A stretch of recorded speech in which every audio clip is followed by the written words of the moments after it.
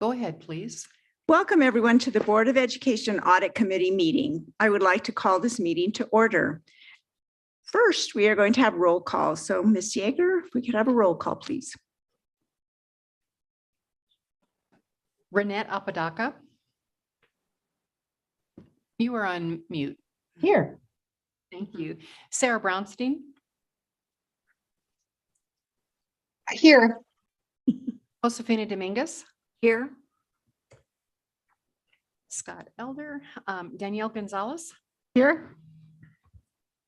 Courtney Jackson. Here. Yolanda Montoya Cordova. Here. Barbara Peterson. Here. Heather Snenden.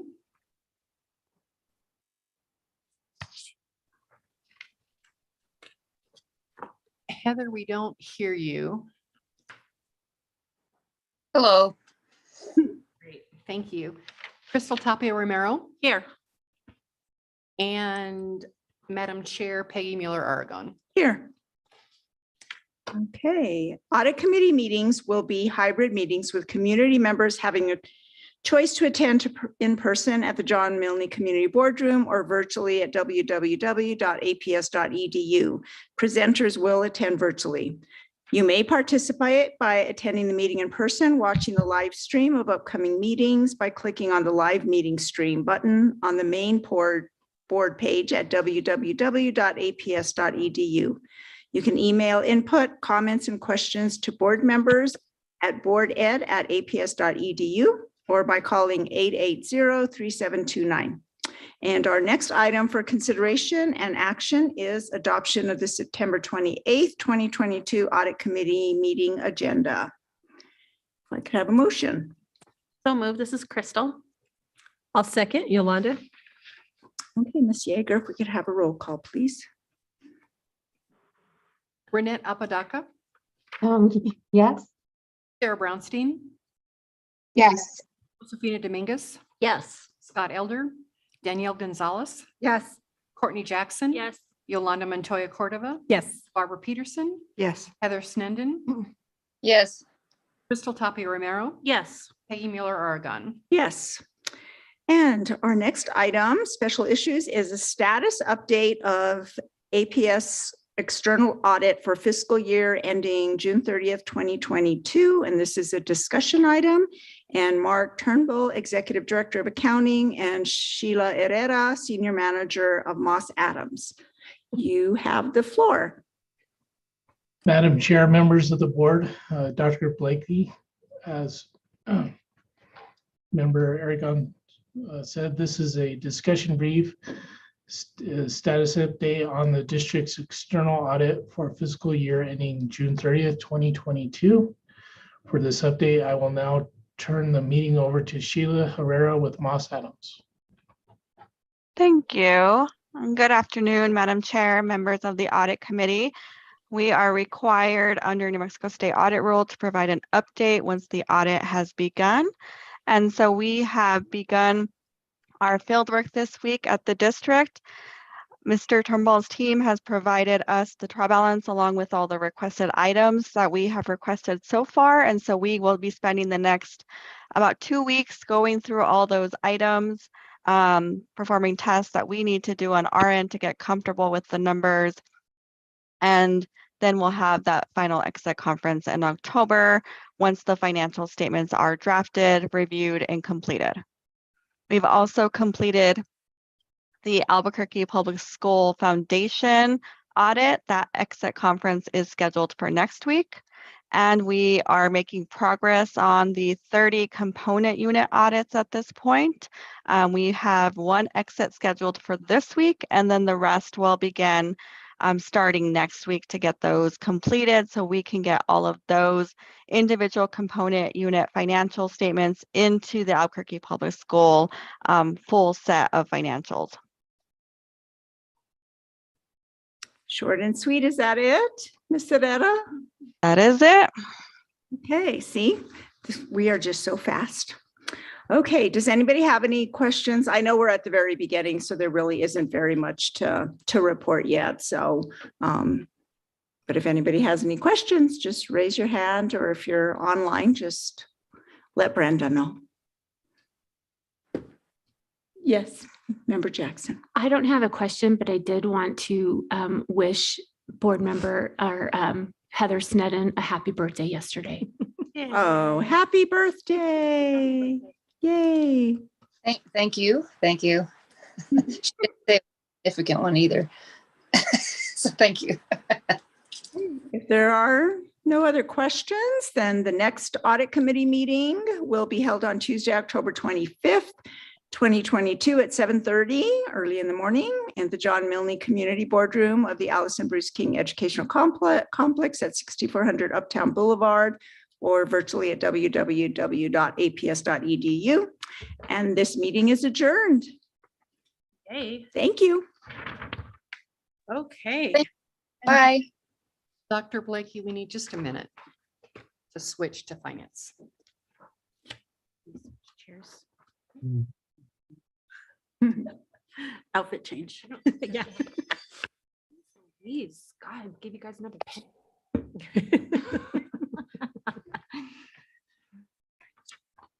Mr. Gonzalez, are you ready? Yes, ma'am. Okay, Madam Chair, I will count you in. 5, 4, 3, 2, 1. Go ahead, please. So welcome to the Board of, no, hold on. Got the wrong. Yes, I was took like, a little "Where's switch. Mine, okay. Welcome to the Finance Committee meeting. I would like to call the meeting to order. Ms. Yeager may I have a roll call. Ignore my notes. Yolanda Montoya Cordova, Here. Peggy Miller Aragon, Here. Danielle Gonzalez, Here. Barbara Peterson, Here. Josefina Dominguez, Here. Courtney Jackson, Here. Crystal Tapia Romero. Here. So before we get started, I want to get some, I guess, just feedback from the board. I know we talked at our last board meeting for finance, to make sure that we submit any questions that you might have. We had some questions that were submitted, and I know our finance team went ahead and submitted the answers and, got us the information that we needed. So I wanted to find out from the board as a whole, to get your opinion on the way we proceed with today's meeting, for the sake of putting in some of the methods we learned from our leadership retreat, our board retreat. So based on the items that we need to take action on, if we could do one or two things, move those to consent and vote on those as a whole. If we need to pull a few and get further discussion on those with the team, we can do that. The only items I do not recommend taking off are the items that are strictly for discussion, because I know we have a couple of presentations. So it's 4 items that we would not remove, which would be, I want to make sure I don't miss this. The first item, A, we would not remove the presentation from Michael Brasher. The second presentation, APS Enterprise Resource Planning System. That's a discussion as well. Item B. Item C, the update of the revenue generating contract with the athletic streaming services. And then the final one, I believe it's the budget presentation. O. Correct. Item O, which is the update on the fiscal year 2023 budget and pre-planning for the fiscal year. That's also a discussion. But other than that, I am proposing to move the rest to consent unless we need further discussion to take place. So I'm open to some feedback, and I'll actually start with Board Member Gonzalez. I have no feedback. I fully support that. I'm happy to make the motion to make those changes. Board Member Peterson? I like the idea. I do think we have to work out a couple of logistical things, because sometimes it's a direct question that I might have, and that's pretty straightforward, and I get the answer and I'm fine. I do wonder, when there's an item that might warrant more discussion, when it's not major discussion, is there a way in our questions and our online before the meeting, is there any kind of back and forth that we can do just to, to ask, respond, not just with administrative people, but also with ourselves? Because sometimes you might know the answer to something. So is there a way that we can organize this so it doesn't break Open Meetings Act, rolling quorum, protocols, but still give us a chance to bounce ideas a little bit off of each other? Right. So correct me if I'm wrong here, Ms. Yeager, and you can tell me yes or no. So we could always pull certain items off and take those off of consent and still have a full discussion here in the meeting. What we can't do is have open discussion with all of us via email concerning items that are on the agenda. Is that? Yeah. That is what I thought. So moving things off of consent doesn't mean that there's a huge conversation. That I think maybe that's something that we'll just have to sort of work through and balance. Right. When it's, just a not major opposition, but just clarification. Right. Okay. I mean, I do like the idea. Yeah. And So- again, that's thing to remember is consent doesn't mean it's final and that we can't have discussions. Mhm. We are, all 7 of us are free to take something off at any point and ask clarifying questions, have further discussion, but it does not negate from us doing what we're supposed to do beforehand and submitting questions so the team can get us the answers. Yep. For tonight, I'm willing to go with sort of the sentiment of the rest of the board. I didn't have time to really say, okay, officially, we're pre-asking questions and I'm going to read this agenda and get it done. But there was nothing on there that I felt needs huge discussion. So I'm okay with putting everything else on consent. Okay, thank you. Board Member Gonzalez? Dominguez? So just to understand, we're removing A, B, C, and O. Correct. Yes. In agreement. Okay, Board Member Miro Aragon. I mean, I just have some fun. I gave all my questions, but then as I read through a second time, then I had some other questions. Most of it isn't. Is it okay if we do this the next time so that I can write, okay, I would like this pulled from consent. I would like this pulled from consent because I didn't do that. Sure, is there some of the questions that you have, are there specific items? So if we can. We can eliminate do. some of- Well, I could tell you, I just did it by pages. I didn't put it by agenda. So like on page 14, whatever page 14 is, then that one I have a question. Well, I have a couple of questions on that one. And then on the ERP system, I think that was page 4. See what I mean? Like I didn't. So ultimately, I think it was, and we could, if we need to, for this meeting, go back to how it was done before, we can, and we can get consensus from the entire board on that. But ideally, if there are items we do need to remove, it's going to be helpful if we have the specific agenda item, Mhm. just so we know exactly what to didn't refer know. to. Otherwise I didn't know. I was looking up your page number. So page 14 is B, and that's already. And we're gonna do pulled. that anyway. Yep. And what's your next page number? The next one was going to be the, let's see. It was, I think, page. Oh, this is gonna be so hard. So B is there, so that one's fine. And then the ERP system, is that That's the B as B? well. Mhm. And then, so that's all part of that question. So we're gonna have that. Like And then page 20, 16. I think that's still Yeah, I don't have, 20. yeah, I don't need 20. I just need 16. I don't need 20 because I had, yeah, on page 20, just about the ARPA funds. So that would be, you'd have to remove the whole agenda item because that's talking about all the other grants. I only had a question about one of them. So you're referring to item D. D, number 6? Is that what it is? The homeless emergency funds grant? Mhm. So page 22 is, or 21, 22 is item D. And then 40, And we're not, yeah, I knew that was just about all of them. And then the other one on page like 33 about the, I don't know, I think that's 5E. I think I did write that down. So that one I did have a couple of questions on. On the Public Schools Facility Authority appropriation? Is Mhm. that what you're referring to? Yep. And again, this is outside of the questions that we submitted. Outside of the ones, yeah, because I had That's a E. bunch of them. so Okay. it's D, E, and G so far, right? Page 40. And then on the cash, on the disbursements, I just had some questions on that. On H, Yeah. Not about all, however many pages there is. okay. And then on, ooh, I didn't even put the page on this one.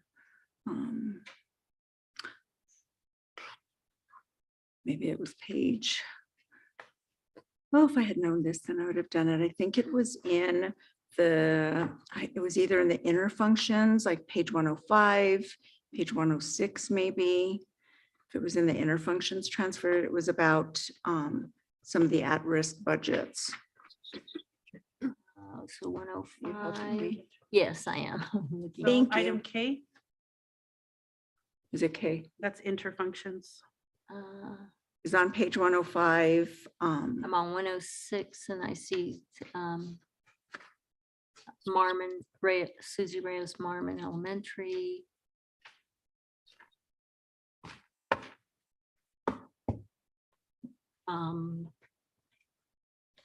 I mean, I mean, it was just about, So I would say as a recommendation, let's just go ahead and remove K and L and we'll just get through that, whether it's inter Or intra. or intra. Okay. It'd be D, E, G. And M is also intra for grant, N is inter for grant. Forget it. Right, right. Okay. All right, well, is this on here? we tried. We got A, B, C, D. KL. So do you know, are yours related to grant items or the non-category funds? Well, I know page 133, 145 That's was 5M, I think, or 4M, grant right? management. Right. So didn't we remove those both already? We removed the inter and Yeah. intra from non-categorical. And then M and N is inter and intra for grant budget. Well, I do have page 133, 45, but then my next question, yeah, 4M on this one, but I didn't put it on the next one. Well, it's See. gotta be in the same You would think section. so. So what I Okay, have and then so- that's it. That's what What I- Josie did it. What I have is a request to remove D, E, G, H, D already. DE, I have that. G, H. G, I did not have G on buses. Yeah, I didn't need the buses. No, No, okay, I have H, okay. then I have KL, K, MN, M. O is staying. Is that right? Okay. Okay, so let's revise this. Right now, we are practicing. The only items that would move to consent is F, G, I, J, D. And N. And as in Nancy. I have N as a talker, pointer. Just in case she said yes. Okay. Oh, okay. And G was mentioned too. No, Where she we- said G is not, that We're was moving buses. G. It's not. So the only ones that, okay, got it, are just F, G, I, and J. We're moving to consent. Yes.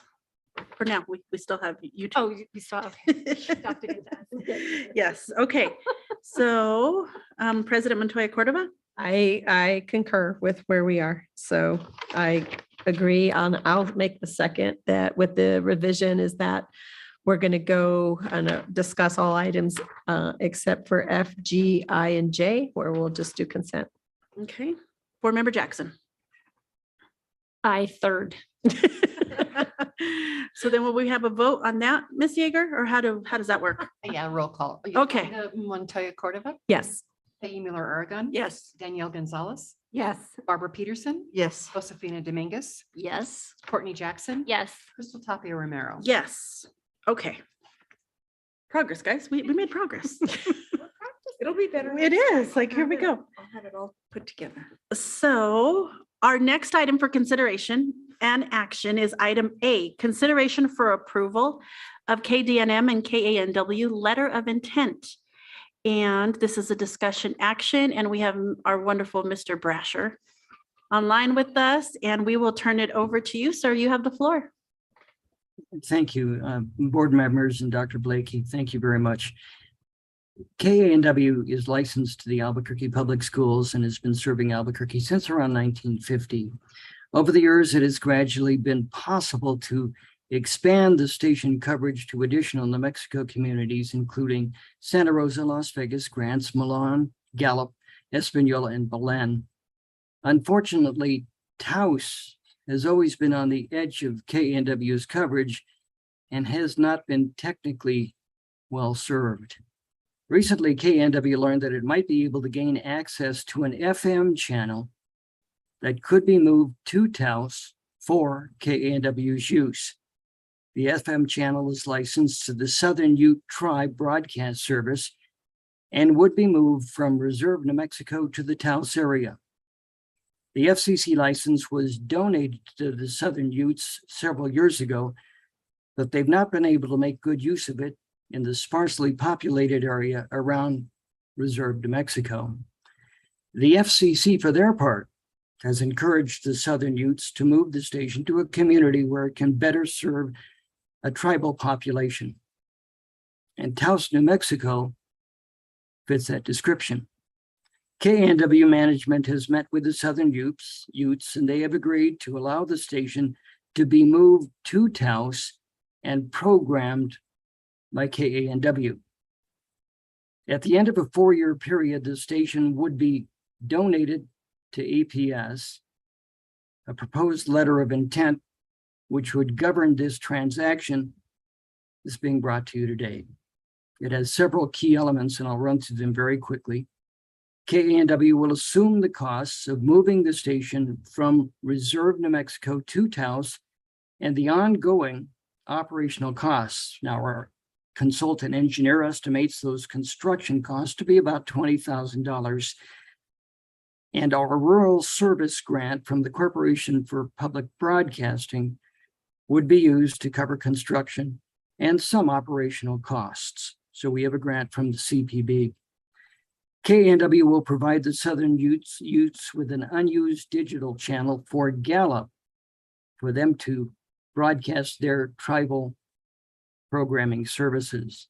The Southern Utes will pay all costs associated with implementing and operating this digital channel, which again will operate in Gallup. Now, the benefits of the transaction are that APS will acquire access to a very scarce Taos area, an FM channel at a very minimal cost. Eventually, the license will be donated to APS. And for the first time, KNW will be able to provide a good quality service to New Mexico taxpayers in the Taos area. This will also allow KNW to effectively seek funds from area listeners in Taos and potential businesses in the Taos area. And as important, the Southern Utes will be able to utilize our unused digital channel to provide their tribal public radio service. The preferred outcome is that we move forward with this letter of intent. The likely occurrence is, I'm afraid, that if this doesn't go forward, the Utes may lose their broadcast facility because they're pretty much at the end of asking for additional time from the Federal Communications Commission. Ernest Sanchez is here, and Ernie, do you have any comments, Madam Chair, if it's all right with you? For Ernest Sanchez, who is our FCC attorney, to comment briefly on the letter of intent with your permission. Madam Chairman? Yes, no, he's free to comment. I was just Yes.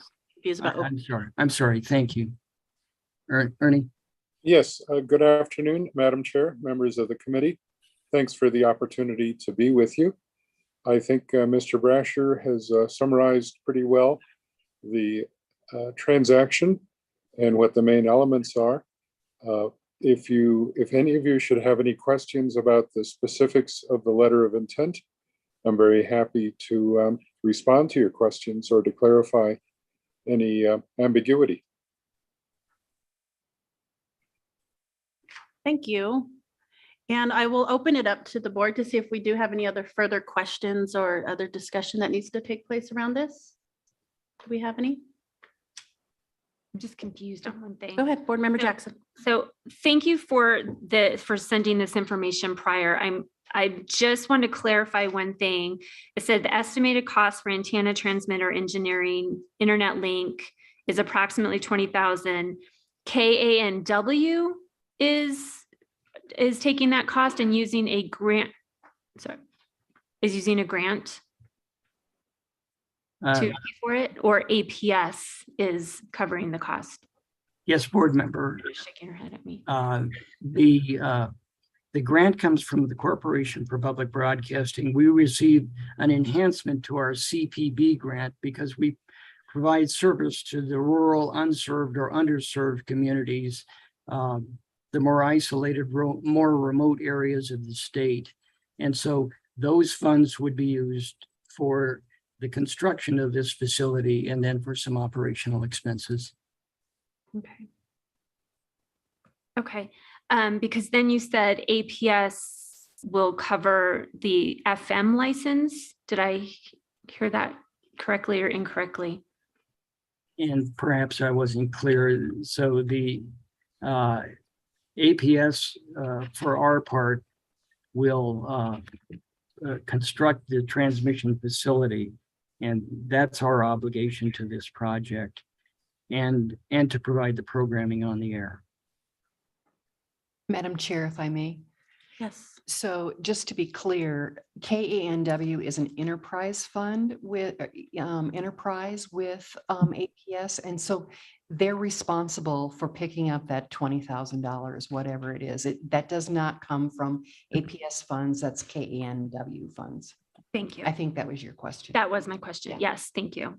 Thank you, Ms. Yeager. Thank you. Any other questions or further discussion? I'll move for approval. This is Barbara. I think Oh. it's exciting. It is. Yay. I'll second. This is Peggy. Perfect. Ms. Yeager, if I could roll call, please. Yolanda Montoya Cordova, Yes. Peggy Mueller Aragon, Yes. Danielle Gonzalez, Yes. Barbara Peterson, Yes. Josefina Dominguez, An absolute yes. Courtney Jackson, Yes. Crystal Tapia Romero. Yes. Thank you, Mr. Brasher and Mr. Sanchez. Appreciate you having taken the time. Thank you very much. Madam Thank you very So our next item for consideration and action is item B, which is the presentation of Albuquerque Public Schools Enterprise Resource Planning System used by Albuquerque Public Schools. This is a discussion item. And if Ms. Apodaca, our CFO, congratulations once again, you have the floor. Thank you, Madam Chair. So Madam Chair, board members, Dr. Blakey, this action item is to inform the board on the status of our ERP system. So our current enterprise resource planning financial software, also known as Lawson, is sunsetting and will no longer be supported. This system consists of budget, payroll, HR, supply chain, materials warehouse, requisitions, purchase orders, accounts payable, grant management, the GL, accounts receivable, and leaves, benefits, and there's probably more. So we have begun the process of obtaining another RFP. And Lawson does have another version. However, it is a different platform. So we would have to implement it just like we would with any new software. So it is in the best interest for us to issue the RFP to evaluate the best solution. So I do have some consultants here with us that have been helping us. I have Mr. Matt Linder and Judy Wright. If you want to do your presentation. Absolutely. Let me get my screen share going. Everybody should have my screen. So good evening. As Ms. Apodaca said, my name is Matt Lindner. I'm with Plant Moran. I am the lead consultant and project manager for our engagement with you for needs assessment for ERP software. Also with me is Judy Wright. Judy. Good evening, everyone. Judy Wright, partner with Plant Moran. I'm serving as the project director on this project. So we'd hope to just spend a little bit of time with you and take you through this presentation tonight to give you an understanding of kind of the overview of the project, where the district is with your ERP software, and what the process is going to look like as we assist in the replacement of that software. But we thought perhaps it made sense to just talk very briefly about Plant Moran, who we are. I suspect the board members are not familiar with Plant Moran as a firm, so I'll just give you a real quick overview.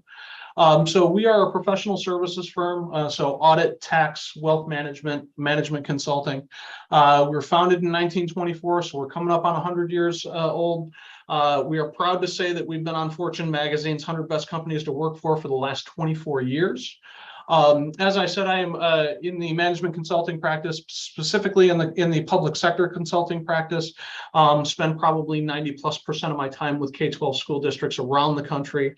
And you can see in the K-12 industry expertise there, we have been serving school districts in a consulting capacity as well as in an audit and accounting capacity for over 60 years. We have over 200 clients all over the country.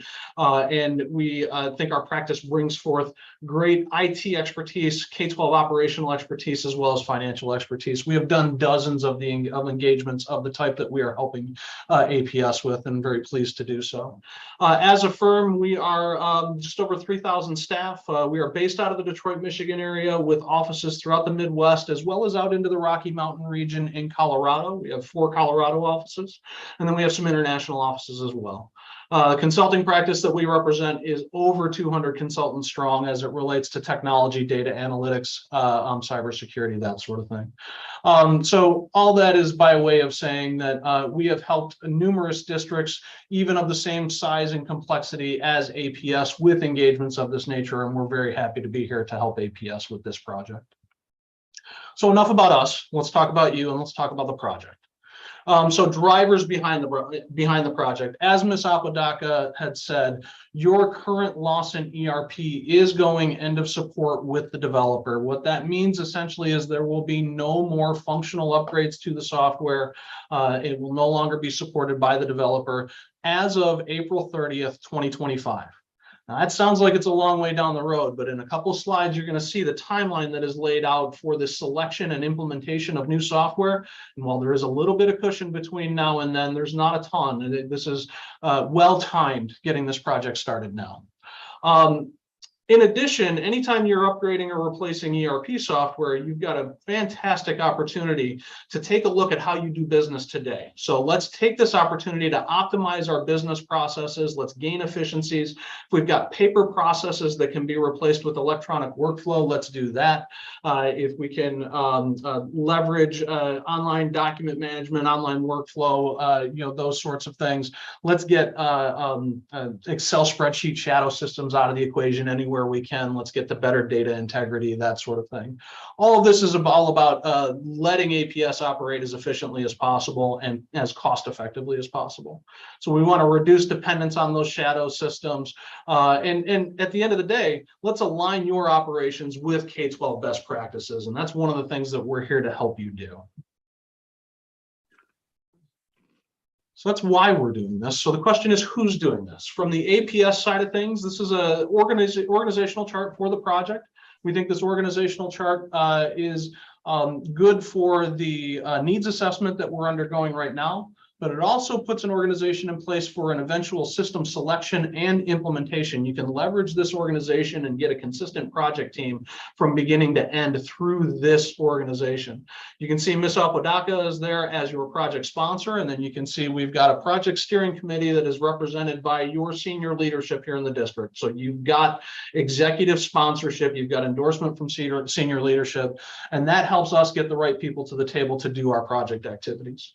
We've got the Plant Moran team off to the side there. This is not just Judy and Matt helping APS with this. We are bringing a team of consultants to execute the project. But perhaps most importantly is this bottom line. And that bottom line on that org chart is really where the bulk of the work gets done on this. We're engaging your subject matter experts. We're engaging your process owners. We're also engaging your key stakeholders, your customers in those processes. We need to understand their requirements across the board from central office out to the school building level if we are going to define the right requirements for a new ERP solution for the district. Obviously, your technology team plays a major role in this as well. They need to support whatever new system is brought into place. So this slide is meant to represent that we've got a very broad cross-functional project team that we are engaging to really result in the best possible outcome for APS. So the project approach and overall timing. So when I talked about the fact that Lawson is going end of life in 2025, that sounds like it's a long way down the road. Well, this lays out what we need to get through before you can go live on a new system. And you can see this is not a quick process. Right now, our current scope from the Plant Moran perspective is the needs assessment. When we say needs assessment, we're talking about helping APS define requirements for a new ERP software. Functional requirements in terms of what the software is capable of doing, technical requirements in terms of how is it hosted, what sort of mobility capabilities does it provide, report writing capabilities, some of those sorts of things, as well as cybersecurity. Process requirements, so supporting your business processes, and then transitional requirements. What kind of professional services do you need from an implementation vendor for project management, for data conversion, for training, all of those things? We think is approximately a 4-month process working with your team to define all of those requirements, and that is phase 1 of this project. From there, you go into system selection. This is that RFP process where you go out for bids for a new software solution, for a new ERP system. We think that's probably about a 4 to 5 month process based on experience with similar districts. This is putting the RFP together. This is soliciting the proposals. This is analyzing the proposals. Going through all of the due diligence of detailed software demonstrations and reference checking and those sorts of things, and then eventually getting to a preferred solution as identified by your selection committee. So your leaders, your subject matter experts saying, based on our requirements that we define, this is the best solution to meet APS needs. After that, you've got to negotiate a contract and a statement of work. That's a couple of months. These are very detailed statements of work, and they deserve significant attention to get things right and make sure we've got your vendor partner committed to the right level of service and those sorts of things. And then after that, all you got to do is implement the system. And I say that with a little bit of smile on my face. That's at least a 24-month process for a district of your size and complexity. It is a significantly complex and lengthy project. So if you start putting the timeline together between today and April 30th of 2025, you can see that we can fill up that time frame pretty quickly with all these activities that you need to get through to get to go live date for a new ERP. Last thing that we've got here is a potential estimated budget. And I want to be real clear on that language. This is not a preliminary budget for the project. This is not what we think it's going to cost APS. We think this is what it could cost APS based on similar projects that we've done with clients of, again, your size, your complexity, same level of enrollment, an urban district at about 80,000 students with a full ERP bid going out the door. For those bids, and this is within the last year or so, so the market should be fairly similar to when it was when these proposals were taken in. One-time costs for software and services were anywhere from $6.5 million to $11.5 million. Annual costs, ongoing costs, these were software as a service or hosted proposals, were anywhere between $1 million and $1.5 million per year, which got to a 5-year total cost of ownership just for the software of anywhere between 11 and 19 million for this particular client. the bullets on the left there, these are basically some caveats, some of the assumptions around this. Number one, I talked about how we're taking you through that needs assessment process right now and defining your requirements. That's going to impact the scope of the RFP of what we're asking for new software. You may be asking for a different suite of modules, a broader or more narrow suite of modules than this particular client did. That's going to impact costs. This one in particular, they weren't bidding out things like recruiting and applicant tracking. They weren't bidding out things like time and attendance. You may be, we just need to get through the process to determine whether or not that's the case. We also think some additional budget needs to be allocated for dedicated project management resources, change management resources, potentially staff backfill for augmentation of that project team because they're going to be very busy in the implementation. I will also say that it's probably premature to try and define costs around those things right now because, again, we don't know what solution you're going to select. We don't know what level of support is going to be required. We don't know what level of effort is going to be required from your staff that's going to drive staff backfill. So as we get further down the road and we're able to define the requirements a little more clearly, some of these things are going to start to crystallize a little bit. It's just we are very early in the process, and it's very hard to project some of these costs this early in the process. And I know we've gotten a question on that, so I wanted to make sure that we address that particular point. But in general, this is a significant project that has significant budget implications, and want to make sure that we're at least starting that conversation now so that there are no surprises down the road.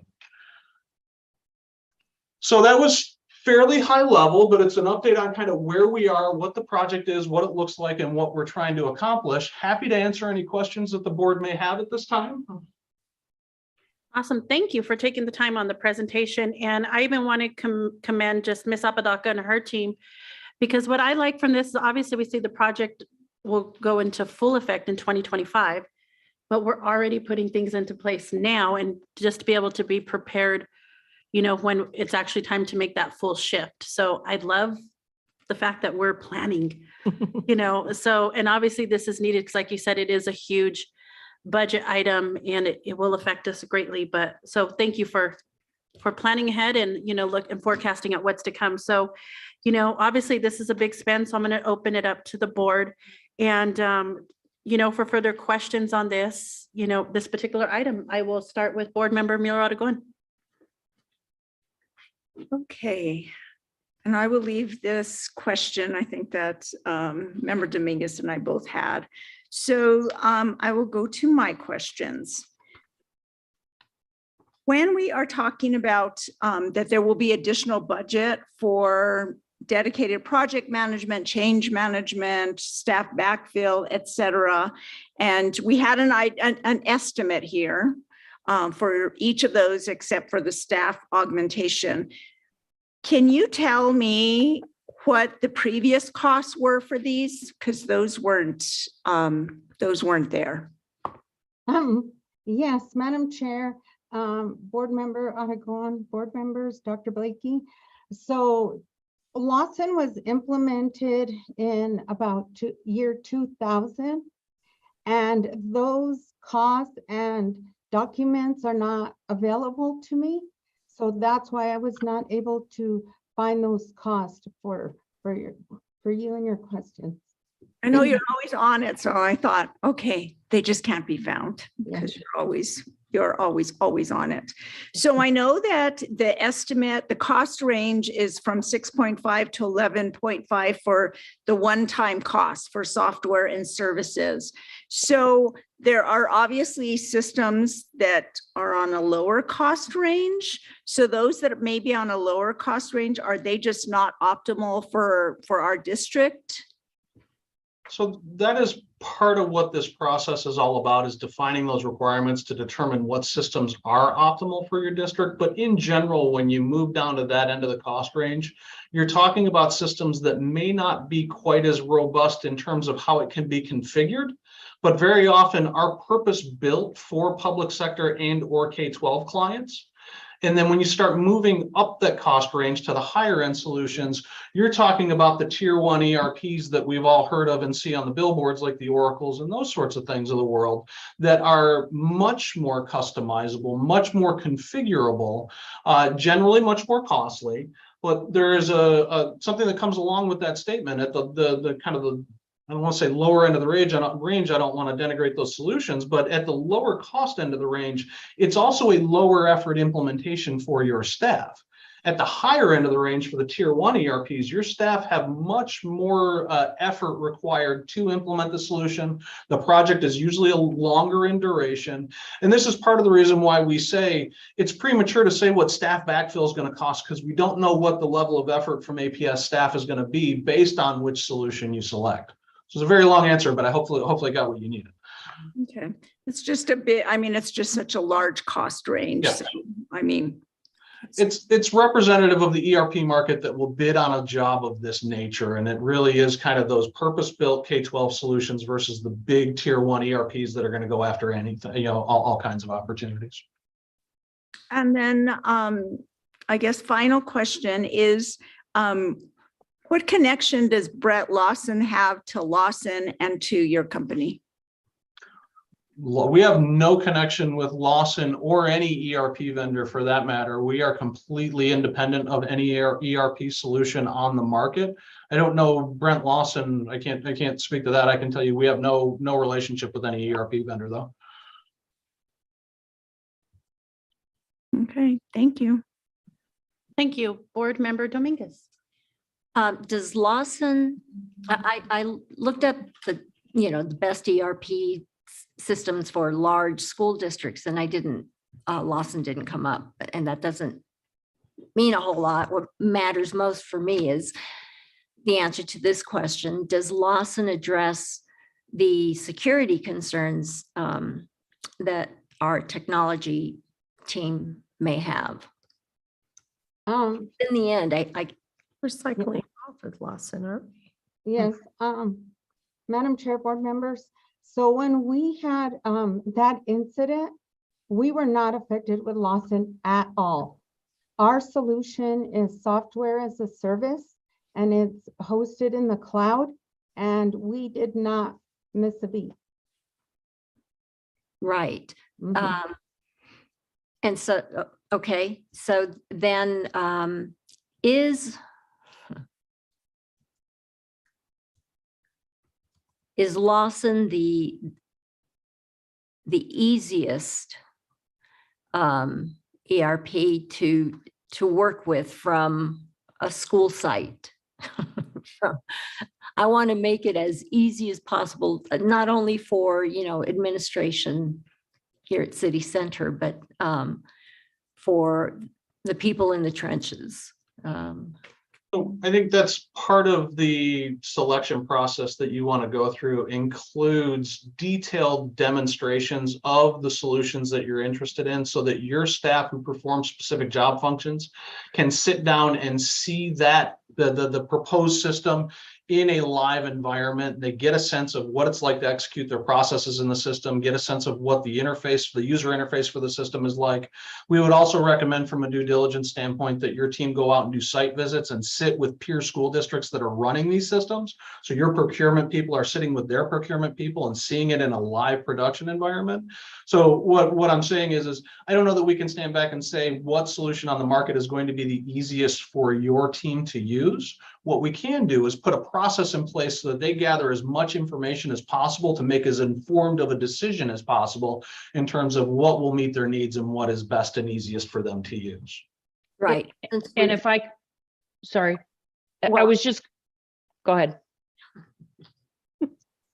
Sorry. I was just going to add that during the selection process, we do ask the school, we do ask to include folks from the school level in those demonstrations so that it's not just the power users that are weighing in on it. I apologize. No worries. So we have been using Lawson though, right? Since 2000. And so, correct. So then the feedback is such that everyone's happy with it. Is that correct? Madam Chair, board members, I wouldn't say that they're happy with it because this system is about 20 years old. And as you know, with technology, a lot has changed and it does have its limitations.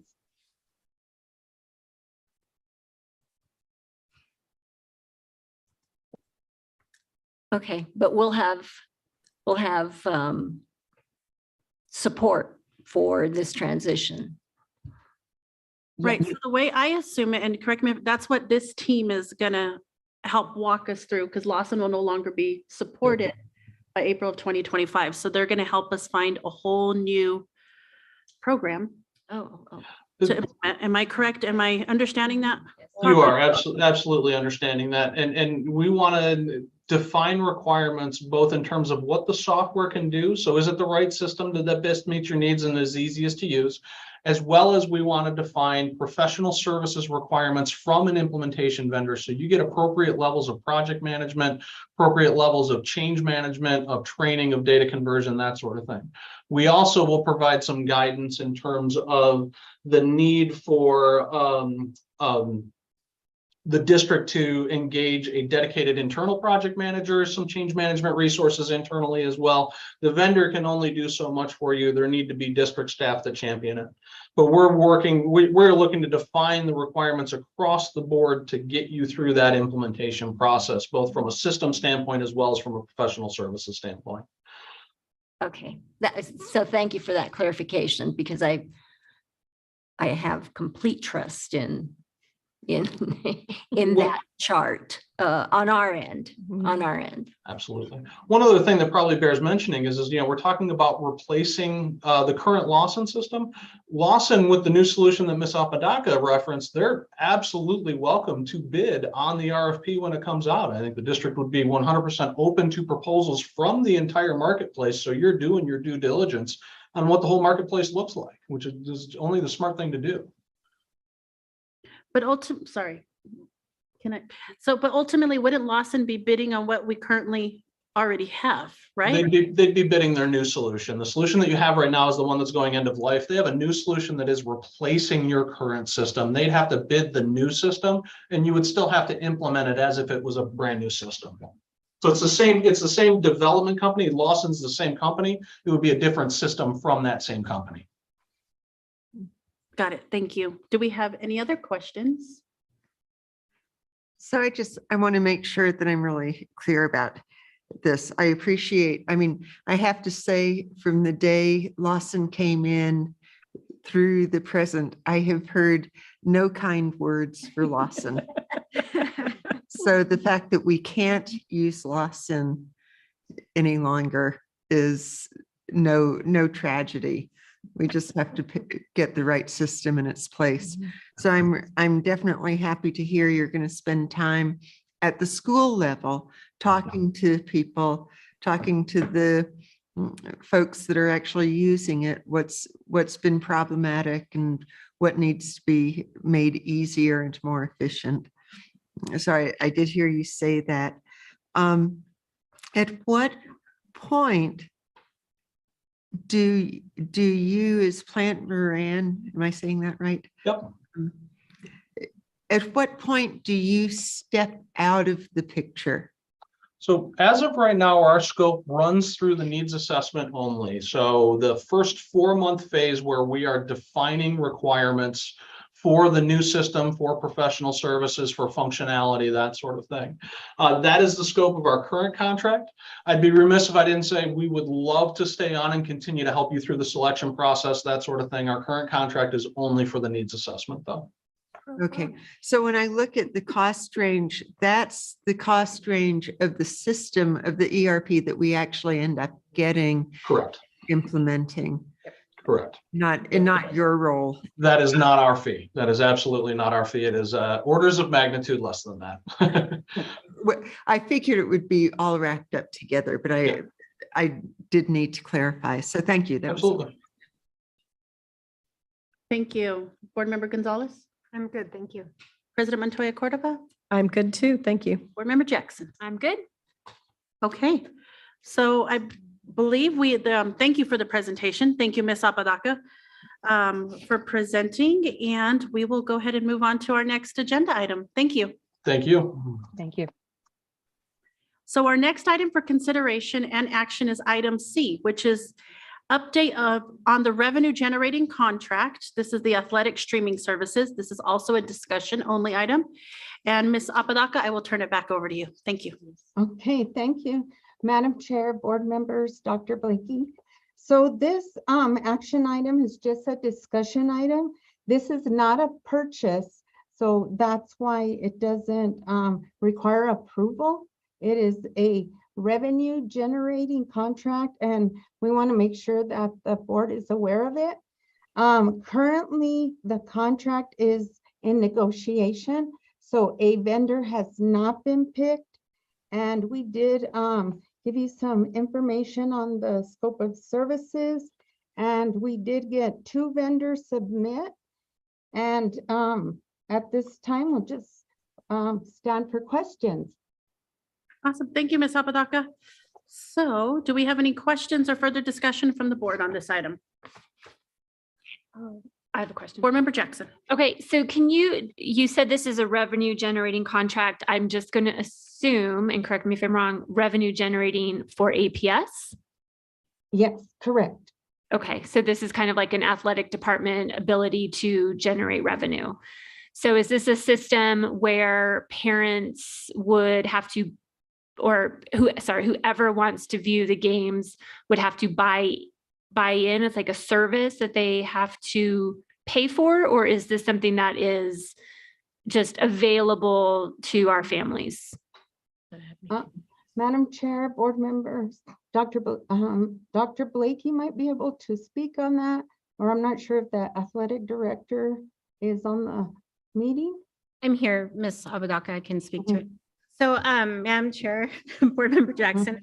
So, yes, anybody who would want to view the games would basically buy a subscription to the service so that they'd have access to whichever school they pick as watching their home games for each sport. Okay, and are we looking obviously at cost of that, like for our families who can or cannot afford those kind of costs? Are we looking at mitigation?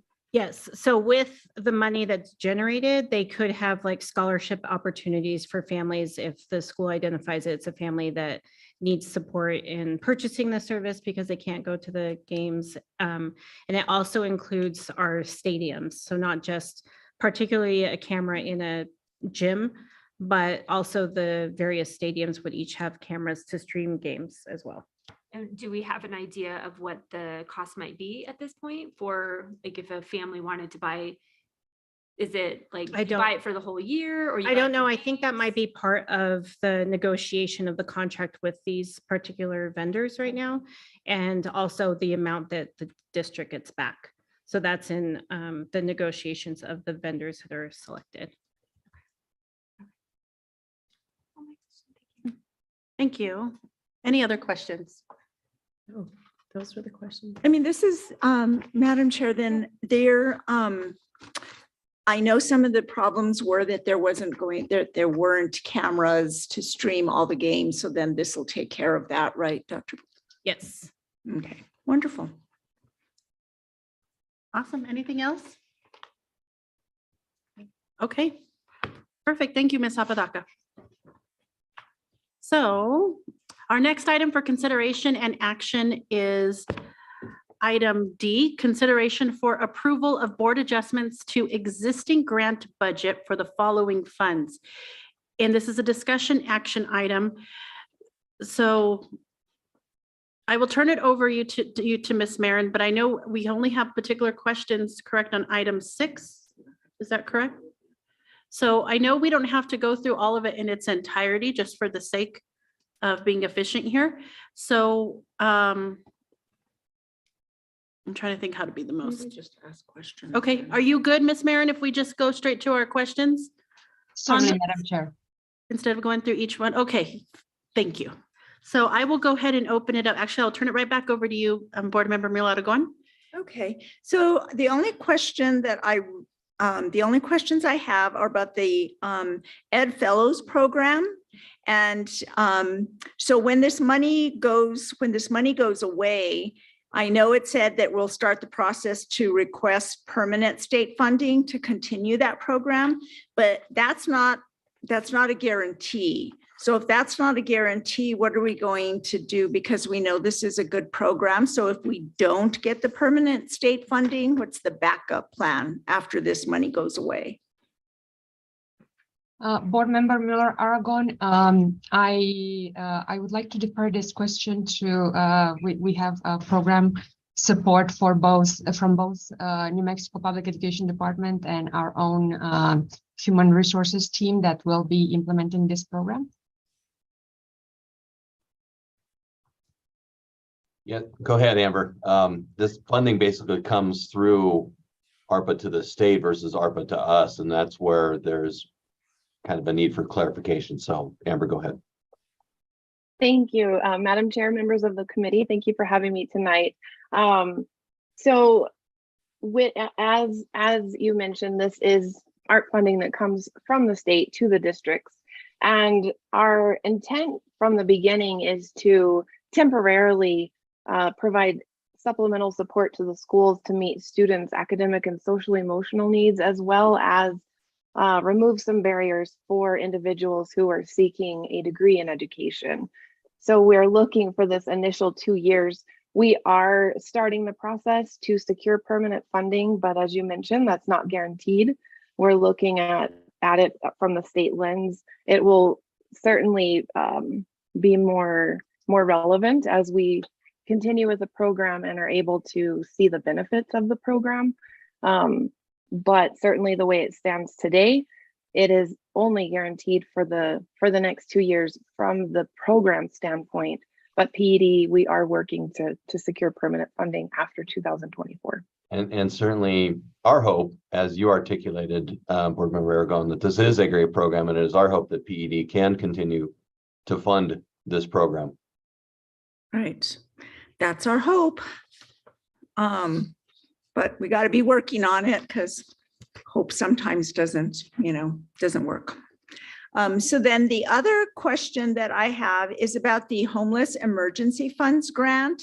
So I know that we provide a lot of these services, through different funding mechanisms. And I know that, Title I, Part A dollars, et cetera, will help with, keeping the staff members into the future. So right now, the staff members that we have are obviously needed, but will that need change based on, the number of homeless students that are being served? So can that number change and us lose some of that staff? Board Member Miller Aragon, I would like to defer these projections to Crystal Wilson, our director for the homeless program, and Penelope Bouchard, our executive director for Title I. Thank you, Board Member Miller Aragon, members of the board, and Dr. Blakey.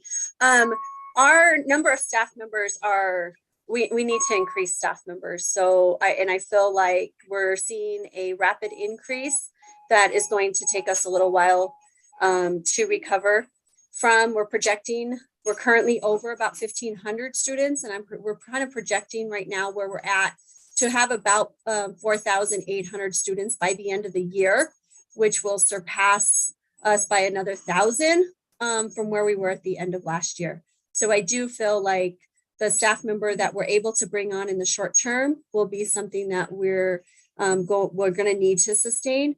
In addition to that, I think coming off of the ARP dollars, which I understand, is a concern because that money goes away. We also have ARP2 that we're going to be, we will be exhausting as well in that. And then from there, we do have some attrition on the horizon. So we know that we have a couple staff members that are possibly going to be retiring. So if we can, roll people in kind of gradually and naturally, then that is also part of our plan on being able to keep these people. But at no time do I feel like we're going to recover out of this anytime soon.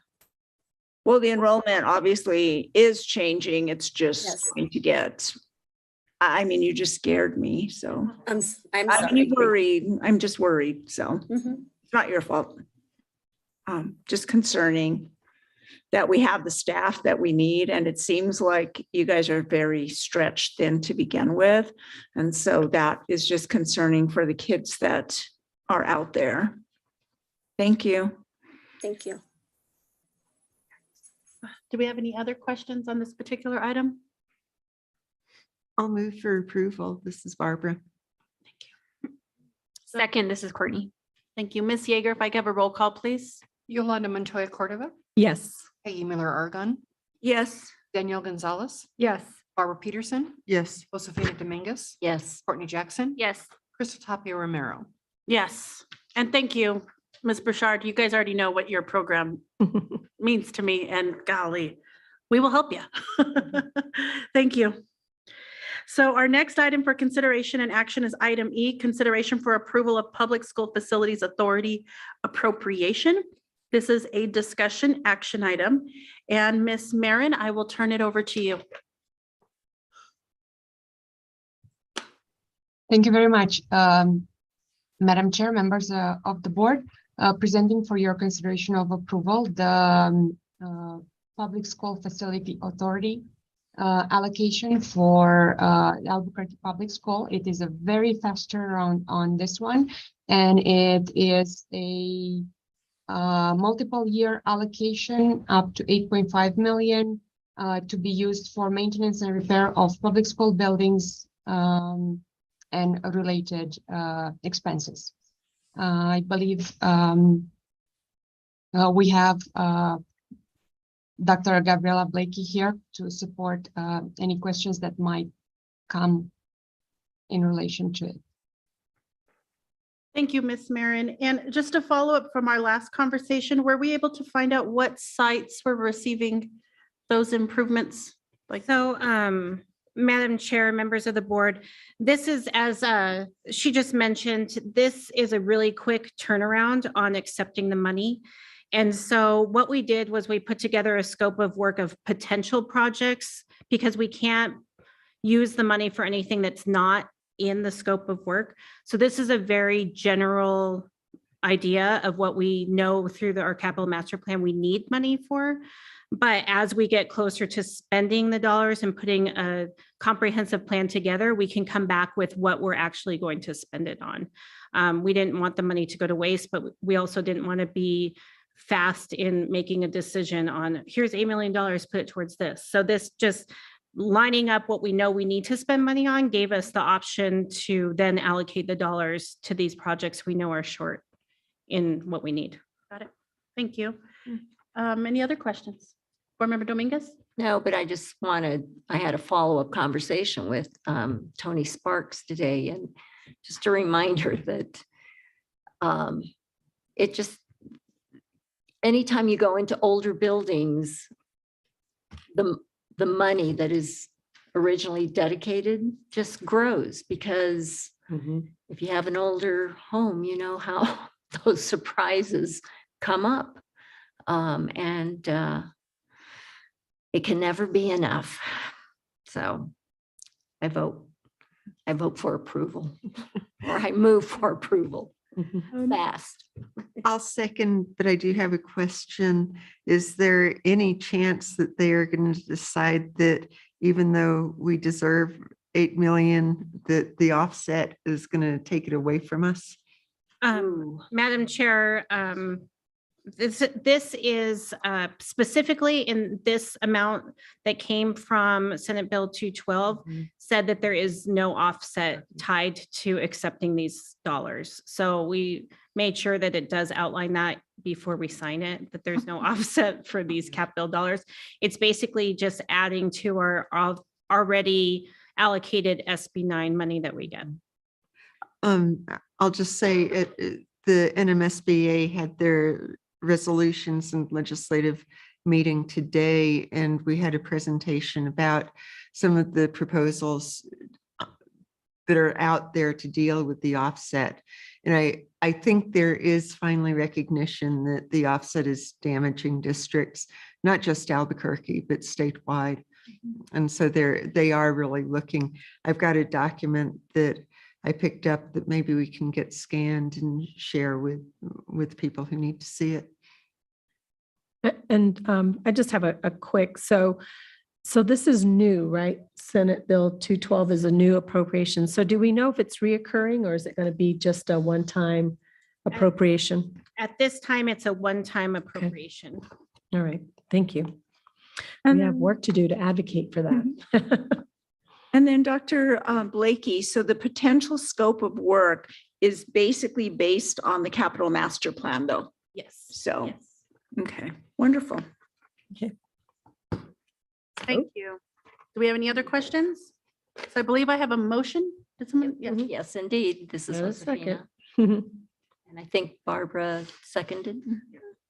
Okay, Ms. Yeager, if I could have a roll call, please. Yolanda Montoya Cordova. Yes. Peggy Mueller Aragon. Yes. Danielle Gonzalez. Yes. Barbara Peterson. Yes. Josefina Dominguez. Yes. Courtney Jackson. Yes. Crystal Tapia Romero. Yes. So our next item for consideration and action is item H, consideration for approval of cash disbursements for August 2022. This is a discussion action item, and I will turn it over to Mr. Russell, our Director of Procurement. You have the floor, sir. Good evening, Madam Chair, members of the board, and Dr. Blakely. Consideration for approval of cash disbursements for August 2022. PSAB Supplemental 7 Cash Control requires that a summary listing of the vouchers shall be presented to the local school board at its next regular meeting for formal approval and entry in the minutes. We now stand for questions. Thank you. And I will turn it over to Board Member Milo Aragon for your question. Okay, so on the Books del Sur, I think it's on page 48. And I know there was somewhat of an explanation there because I've been told that a lot of those books, you know, and we approved this, it's been a little while, that a lot of those books weren't getting used and they were away in a corner, and it was kind of, you know, you did kind of explain that. So I'm just wondering, when you're talking about enrollment in bilingual programs, so I'm assuming that you all are waiting to make sure you know what the enrollment is before you deliver those books.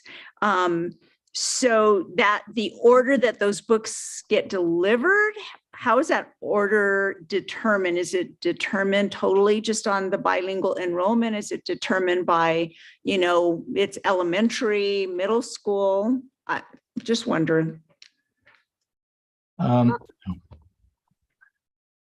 That'll be a question that we can take down and we can have that responded at the next meeting. Okay. I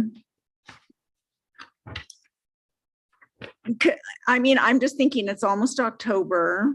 And so if these books were going to be used for, you know, the bilingual program and they haven't, you know, received them yet, and they're just sitting around.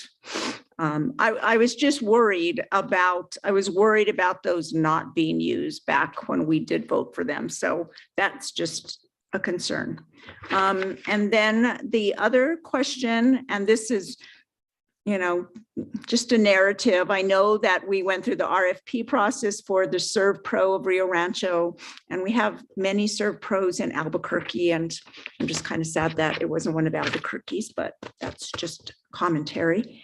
And then on the United South Broadway Corporation, and there were a couple of pages, I don't remember, page 68, I think there was one, and then there was another one on another page. And so I didn't like, how many people were trained? And if you just kind of refresh my memory about the total cost, I'm assuming it was under or at about 250,000. Is that correct, Ms. Apodaca? I just don't remember what that was. Yes, Board Member, Madam Chair, Dr. Blakey, we did award this RFP. So I can give Brenda the information of the contract and get that to you. Okay, that's fine. I mean, I just don't remember. I'm just kind of wanting to know like how many people were trained, because I know there were, from what I know, there was 2 of them. How many were trained? You know, who was taking the training, and is it a mandated training for people? If I could get that information. I don't know if this is some of the training that's going for teachers, and I know there were teachers that didn't want to attend, and I just want to know if it's mandatory or not. So I know that's a question for staff, really not a question for you all. Yes, Thank noted you. that for you. Okay. Thank you. Do we have any other further discussion or questions? No? I could have a motion then. I'll move for approval. I second. Josefina? Thank you. Ms. Yeager, if I have roll call, please. Yolanda Montoya Cordova, Yes. Peggy Miller Aragon, Yes. Danielle Gonzalez, Yes. Barbara Peterson, Yes. Josefina Dominguez, Yes. Courtney Jackson, Yes. Crystal Tapia Romero. Yes. So our next item for consideration and action is item K. Consideration for approval of fiscal year 2023 interfunction transfers for all non-categorical funds for August 2022. Discussion action item. And I have Ms. Julianne Hicks. You have the floor. Good evening, Madam Chair, members of the board, Dr. Blakey.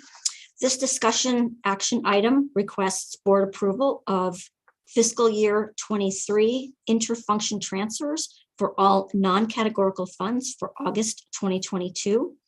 This month we had only 3, 2 of which redistributed at-risk funds. And I stand for questions. Thank you. So board member Miller Aragon. I mean, the only question that I had, I was looking at and I did ask that question. The answer I understand that principals can redistribute, this fund is necessary for whatever the needs happen to be. But when I was looking that there was, you come up with an at-risk plan. So there was an at-risk plan at, Susie Reyes, Marmon, and then it says they reversed the at-risk plan because they couldn't hire a teacher. So then, of course, my concern is for those students and how they are servicing them if they reverse the at-risk plan. And that's not a question for you. I know that's like a program question. Yes, ma'am. I'd be happy to take that back to the principal and get that answer for you. That'd be great. I mean, it's just my concern is just, it's about the kids. And if they, come up with this plan, they spent the time to do it and then they reversed it because they couldn't hire a teacher. And so I just want to I'm sure the kids are getting serviced, but still just a concern. Thank you, Ms. Hicks. I appreciate it. Madam Chair, Board Member Miller Aragon, what usually happens in those cases is that if it was anything with compliance, they would still have a teacher. So this was probably a plan where they thought they could lower a class size. And in the discussion, it probably was, it's better to just have the qualified teacher teaching more students than having nobody or, a substitute teaching class for smaller size. So then they moved to change the allocation to something else because of the labor pool. We need teachers. Any other questions? Okay, if I could have a motion, please. I move for approval. This is Peggy. I second. Go ahead. Go for it, girl. Josefina. Ms. Yeager, roll call, please. Yolanda Montoya Cordova, Yes. Peggy Miller Aragon, Yes. Danielle Gonzalez, Yes.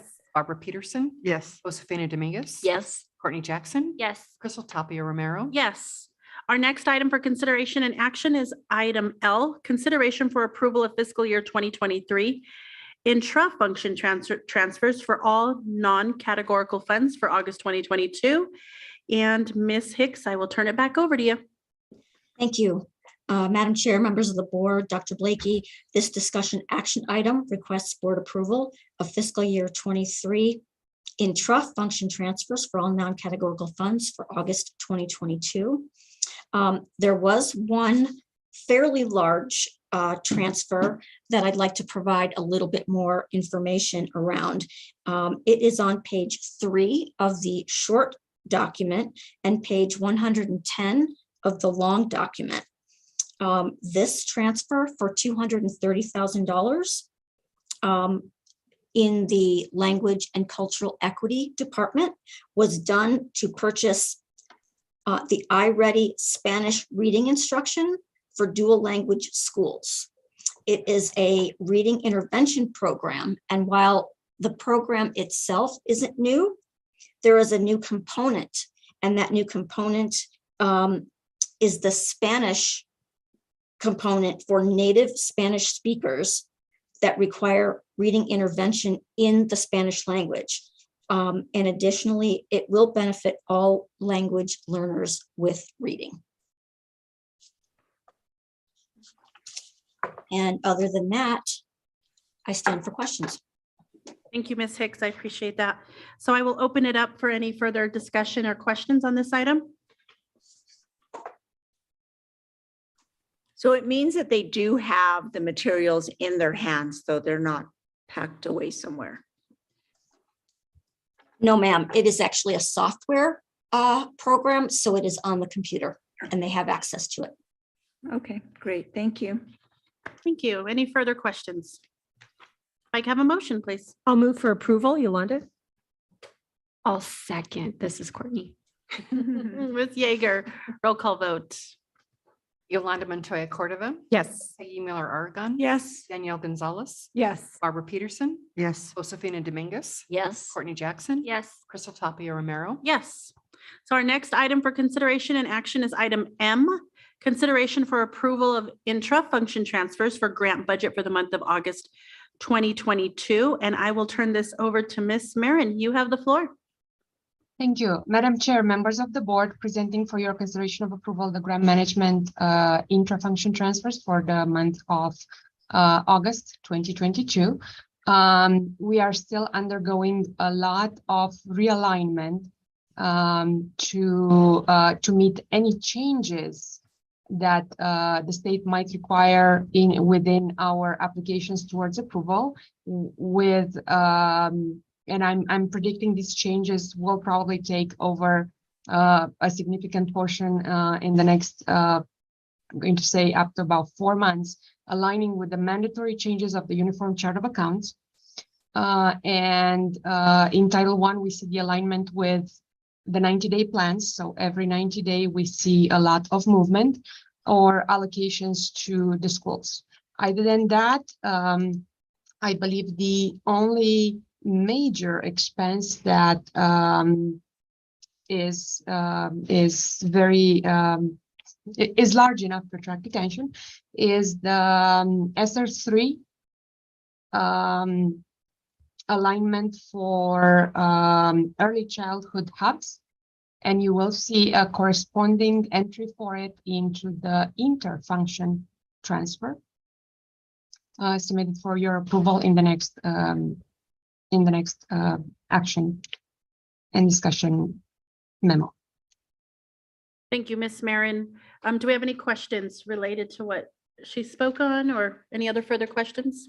I mean, the only thing I have is I know they're aligning everything, and trying to do what they need to do, but my question really is about the pre-K, initiative, and what are they seeing there as far as enrollment? Is it seem to be, downward trend? Is it pretty stable? Because I'm just seeing a lot of, money moving around there. Board member Miller Aragon, I'm not sure, but I believe Director Mary Ellen Farley is in the meeting, and she might be able to provide us with some additional support on this. If not, that's not going to affect anything. It's just a curiosity. It's important for us to kind of look so we can see what the trend is going for kindergarten and first grade. So that'd be wonderful. She can get it to me whenever. And it does seem like it's pretty concentrated at some schools where, where it's saying, but others seem to be fairly steady, but that's a good question because I do know that, the birth rates are way down too. So I'm just curious about what our pre-K rates are. Yeah. It'll just be interesting for us to know. Catch up with us for sure. Thank you. Thank you. Any further questions on this item? I'll move for approval. It's Peggy. A second. This is Courtney. Okay, Ms. Yeager, if I have roll call vote, please. Yolanda Montoya Cordova. Yes. Peggy Mueller Aragon. Yes. Danielle Gonzalez. Yes. Barbara Peterson. Yes. Josefina Dominguez. Yes. Courtney Jackson. Yes. Crystal Tapia Romero. Yes. So our next item for consideration and action is item N, consideration for approval of inter-function transfers for grant budget for the month of August 2022. This is a discussion action item, and Ms. Marin, you have the floor. Thank you, Madam Chair, members of the board, presenting for your consideration of approval the function transfers program management for August 2022. Again, we noticed the movement of funding towards the pre-K hub. And other than that, we noticed just routine alignment for Family Index and the pre-K initiative in accordance with program implementation needs. Thank you. Do we have further questions on this item? Board Member Miller-Aragon? Nope. No, you said you had questions. I was trying to do it, always doing good except for that one. I didn't have any questions on that one. Look. Like, it was checked. It was Josie's fault. She was looking over my shoulder trying to help you. I am going to hold us accountable. Okay, so without any further questions or discussion, may I get a motion? So moved. This is Danielle. Thank you. Second, this is Barbara. Thank you. Ms. Yeager, if I have a roll call vote. Yolanda Montoya Cordova, Yes. Peggy Mueller-Aragon. Yes. Danielle Gonzalez. Yes. Barbara Peterson, Yes. Josefina Dominguez. Yes. Courtney Jackson. Yes. Crystal Tapia Romero. Yes. So our next item, the one I've been looking forward to all night, this presentation is item O, update on the fiscal year 2023 budget and pre-planning. Keyword, 20, wait, did I say that wrong? Oh, it's here it says 24, but up here. Oh yeah, but pre-planning for fiscal year 2024. I love the word pre-planning on there. This is a discussion action item, and Ms. Montoya, you have the floor. Good evening, Madam Chair, board members, Dr. Blakey. I'm apparently not able to share my screen. Brenda, could you give me that ability, or whoever? You are now, Rosalinda. Thank you so much. He's in the virtual world.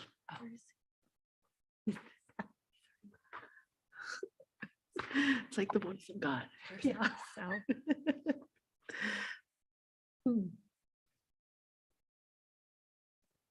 Did he give you permission, Miss Montoya?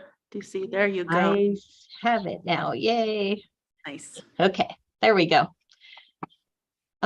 So as mentioned, I'm here to give a concise overview of our budget pre-planning for fiscal year 2024 and kind of just give an overview of everything that we're doing in the current year. So I'll go over the fiscal year 2023 process, show a visual of our year-round process, and introduce some of the steps that we're taking to for our pre-planning for our FY24 budget.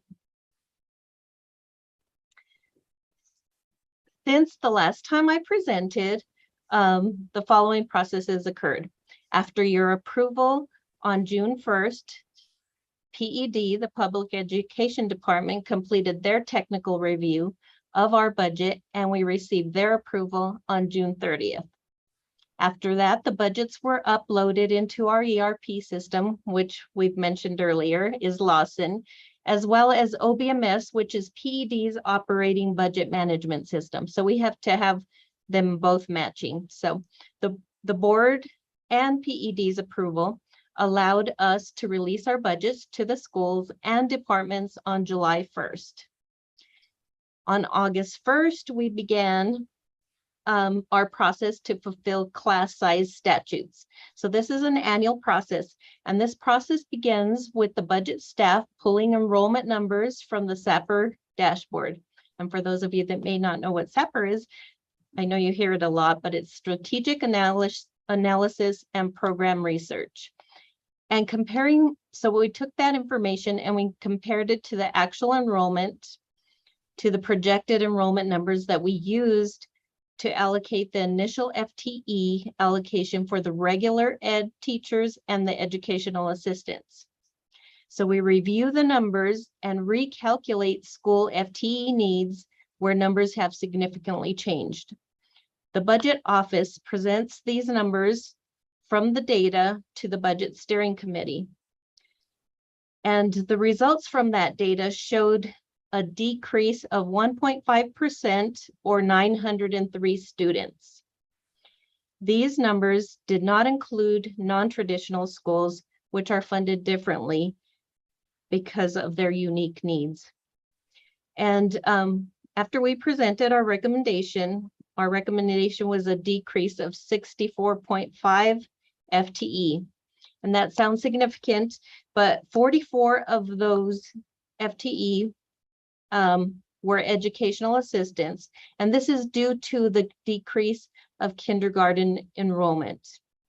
So the final outcome from our process was a reduction of only 7.5 FTE. And the reason for that significant difference of our recommendation versus what actually occurred is that justifications from the principals were brought forth warranting the need to keep a particular position in order to not disrupt a program or classroom.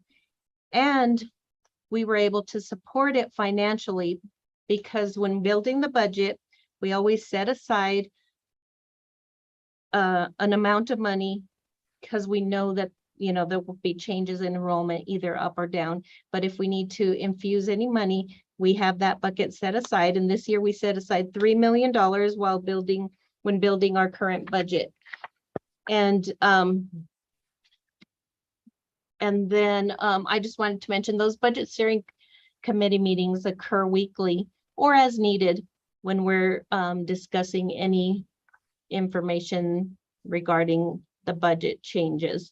So, and then we go on to August 22nd, we began to compile the data and narrative for our annual executive summary and budget book.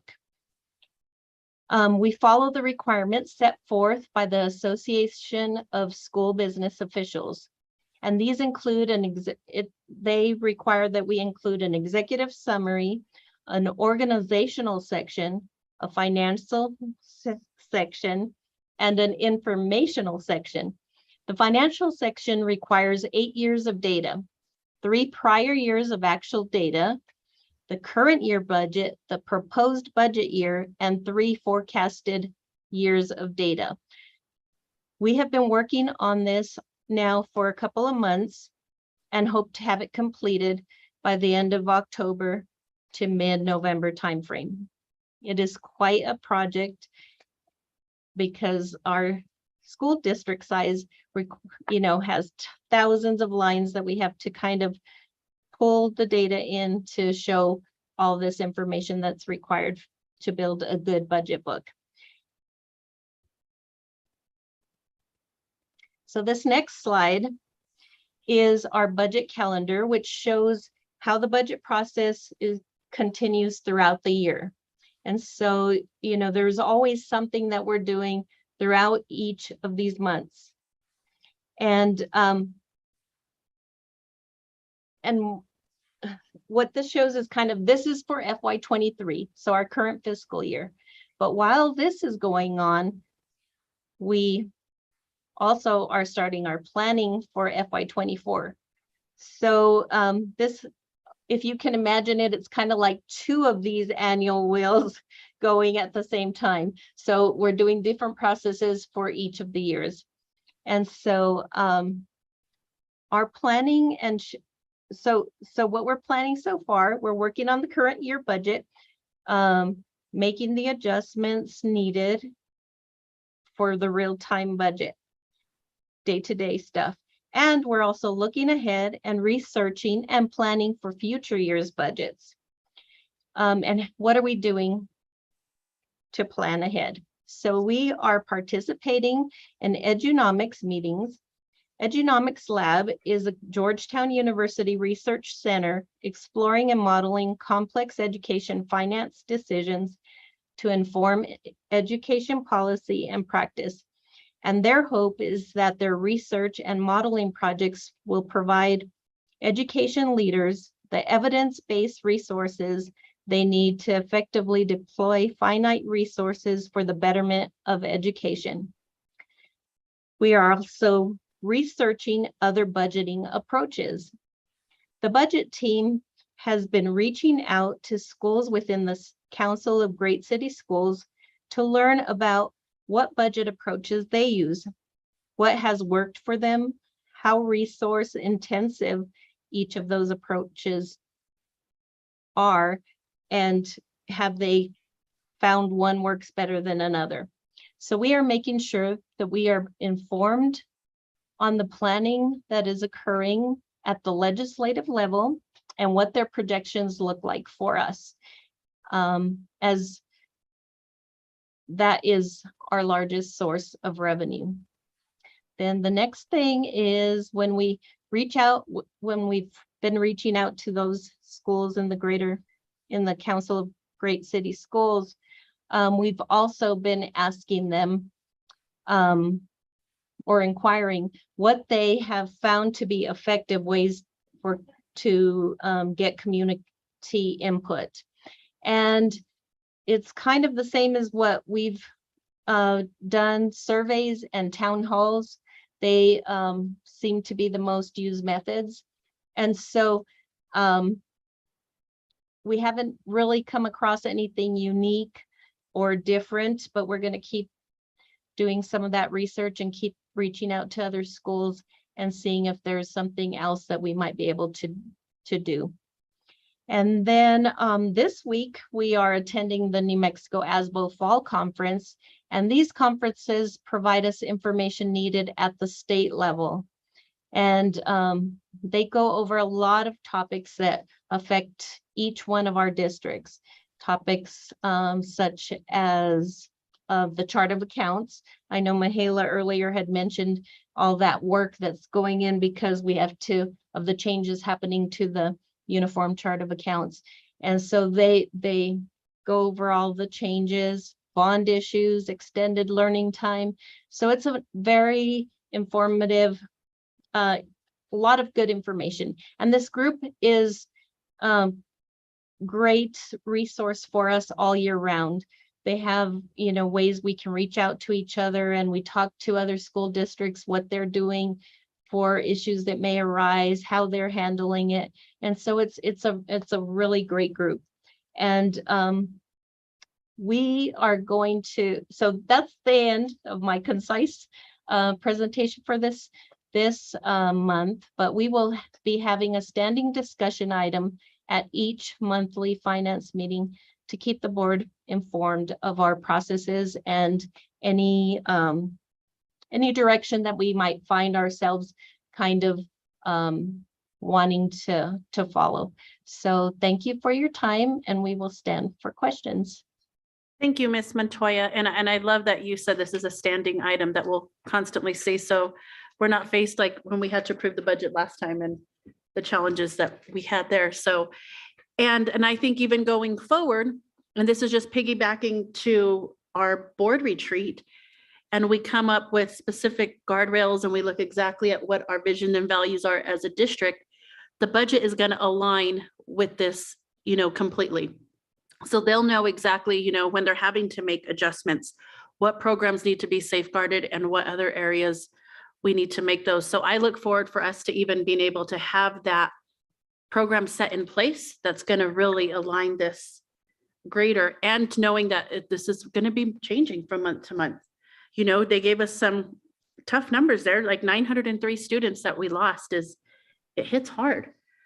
But here's where I'm hopeful, and I'll open it up. But knowing again how we're going to focus specifically on student outcomes, like that is our main goal, I really feel like that's even going to instill some of the hope and expectations that maybe we lost throughout the community, and allow them to know that we are focusing on what's best for their student overall, and instead of having such a wide, I guess, just we're going to narrow down our focus, and really come down to what's going to be important going forward. So that's just my little plug for what we talked about on that retreat. So it's still fresh in my brain, if you don't mind. Well, But go ahead, Board Member Dominguez. and to piggyback on that, if I heard our facilitator correctly,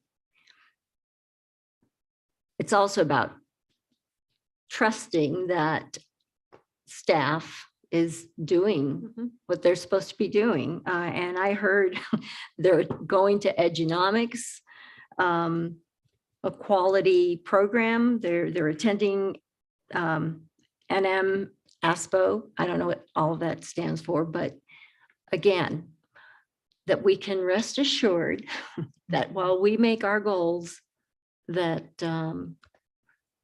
and create our guardrails, that we have a really committed staff doing its job. Yeah. I just wanted to add that also to thank Ms. Rosalinda and Renette Apodaca for bringing this up, because I think the exciting part for our newer board members is that you're getting to see the process, because when you guys came in, it was past a process, so we had missed, but the budget planning discussions did start, and they've always started, and we've always had it as an ongoing item. And so I really appreciate the reminder of the wheel and all of the pieces that are going on. And so I think it's going to be a great opportunity for the board, for this board altogether, to look at the budget in a full cycle and planning together as a full team, because I think I know it's confusing when you come in and you're, sort of like midway through the process. So it probably did look confusing. But again, I think, with board member Dominguez's comment too about the staffing behind it, I think what it underscores for me is that our budget is a very complex budget, and the requirements that are made around from PED to following the federal funds and the pieces that we have, it's very complex. And so it does require that monthly conversation so that we're up to speed on what is happening. And like board member Tapia Romero, I'm very much looking forward to our next discussion when, we have our next regular board meeting. We're going to have like part 2, another planning session and work session with us, so that we can really get into a little bit deeper on what we just did with the board retreat, because we're going to actually have some additional information that's going to come to us. It's actually going to be facilitated still, so that we can actually set some additional work in place so that we can get through that, because there's we just got started. So, and we have to, I think I'm really excited about following through on the integrity of the model too, that the Council of Great City Schools has put forward in terms of that they know that works. And so I think we just need to be patient with ourselves. We're in October, but we're going to get this done. And I'm excited that they've committed to us for our next meeting. So it should go really well. Thank you. Board Member Gonzalez, do you have any comments on this item? I do have a question. I do appreciate the presentation and the ongoing learning and orientation towards improvement, because my main question coming into this meeting tonight was what's going to be different from last year. So that said, I do understand that it's a year-long process, and I did go back and read meeting minutes from 2020 and 2021 and 2019. And throughout those years, saw many questions from the prior board requesting a program audit or information around ROI or return on investment and effectiveness of specific programs, so that we could have that type of data to inform decisions related to allocation of financial resources. So I guess the question is there a possibility to get data around program effectiveness? And I can say specifically what programs I would be interested in. I know since I've been on the board, we've talked specifically about foundations as an example, but there have been other programs that have been raised. And again, this has been in the meeting minutes throughout the years. So the question is, to have more strategic financial allocation, is there availability of data and analysis around the effectiveness of prior investments? Okay. Madam Chair, board members, Dr. Blakey. So I have been in discussions with Dr. Segura because I did kind of like you. I actually watched some of the past board meetings and also saw that there was a request for programs. So I have been in discussion with Dr. Segura so we could look at that. That's great. Thank you. Mhm. And then the other, not a question, but a comment. So I am a big fan of Edunomics and looking forward to hearing what the team is learning from that process. I know there's another national organization called ERS, Education Resource Strategies, which I believe Ms. Sapadaka may have an opportunity to attend a learning and networking session with them this week. I wanted to respond to the chair's comment around having the strategic plan and the goals and the guardrails, and then we align our budget to them. Because I had a conversation with ERS and I said, and then we're going to align our budget to the guardrails. And he kind of laughed at me because it was like, and then the magic happens. Like it's the zone of wishful thinking that once you have the plan, then you align your budget to it. And he helpfully walked me through how complicated that is and suggested that it does take probably 2 to 5 years to actually realign a budget to a strategic plan like that. And there are external resources like ERS that focus specifically in that and working with large districts. So just a plug for thinking also beyond Edunomics towards ERS and some of those strategic resources that are available, and acknowledging that those also come at a cost. So as we think about budgeting and reallocation of resources, that may be an investment that obviously has a cost on the front end, but maybe is worth it on the back end to change our overall processes. So just thinking more strategically about long-term, short-term benefits, I'm really interested in as well. And I also want to add that, with the attuned process that's also going on, because they're doing that comprehensive assessment of the district too, because that was part of their initial piece, was coming in, sort of looking at our programs and looking at just sort of the makeup in terms of what's in there. I think that's going to also help inform us a whole lot as well, because it's exciting, because I think we're having like lots of ramps. I mean, there's lots of like opportunities with the district right now. In terms of, the things that we're looking at and sort of taking that deeper dive around, where the district is and where we want it to go. I also think that it's an opportunity post-pandemic as well, because we're having to shift ourselves. And basically what I heard from the retreat too was that acknowledgement that, from the district staff and from our leadership, is that is also another lens that they're leading with and looking at and taking into account, that we know that we're sort of at this opportune time where everything has changed. I mean, it's changed everywhere, not just for education, but for employment, for, just the way a lot of things are happening. So I think it's going to be, I'm excited about the opportunity and the information that Attuned is going to be able to pull for us. I'm grateful to hear that, even with new leadership in our finance department and, fresh faces, fresh thinking, that's also another opportunity. And I'm really excited about the senior cabinet too, and the opportunity that we had to engage with them during the board retreat, because I also felt there was a lot of fresh thinking and fresh energy around where we're going to head and what we're going to do. So it's a great time. I just think it's a great time. Thank you. Board Member Peterson. Yes, I think, we've always asked for community input, but I think we're poised to do it on a new level this go round. And that is exciting. And to me, it seems like the input that we get around the strategic plan is really the same input that we need for the budget process. It's just that it's going to take time to align it, but that is going to tell us where we need to go. I also do appreciate the request for a program audit.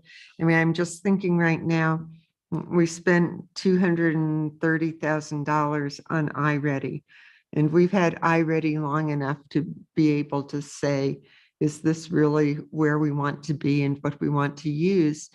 As in, we end up with the most fragile learners being subjected to computer and scripted program year after year after year. And I really think we need to take a careful look at what do those most fragile learners need to be successful. And I'm not sure it's a computer program.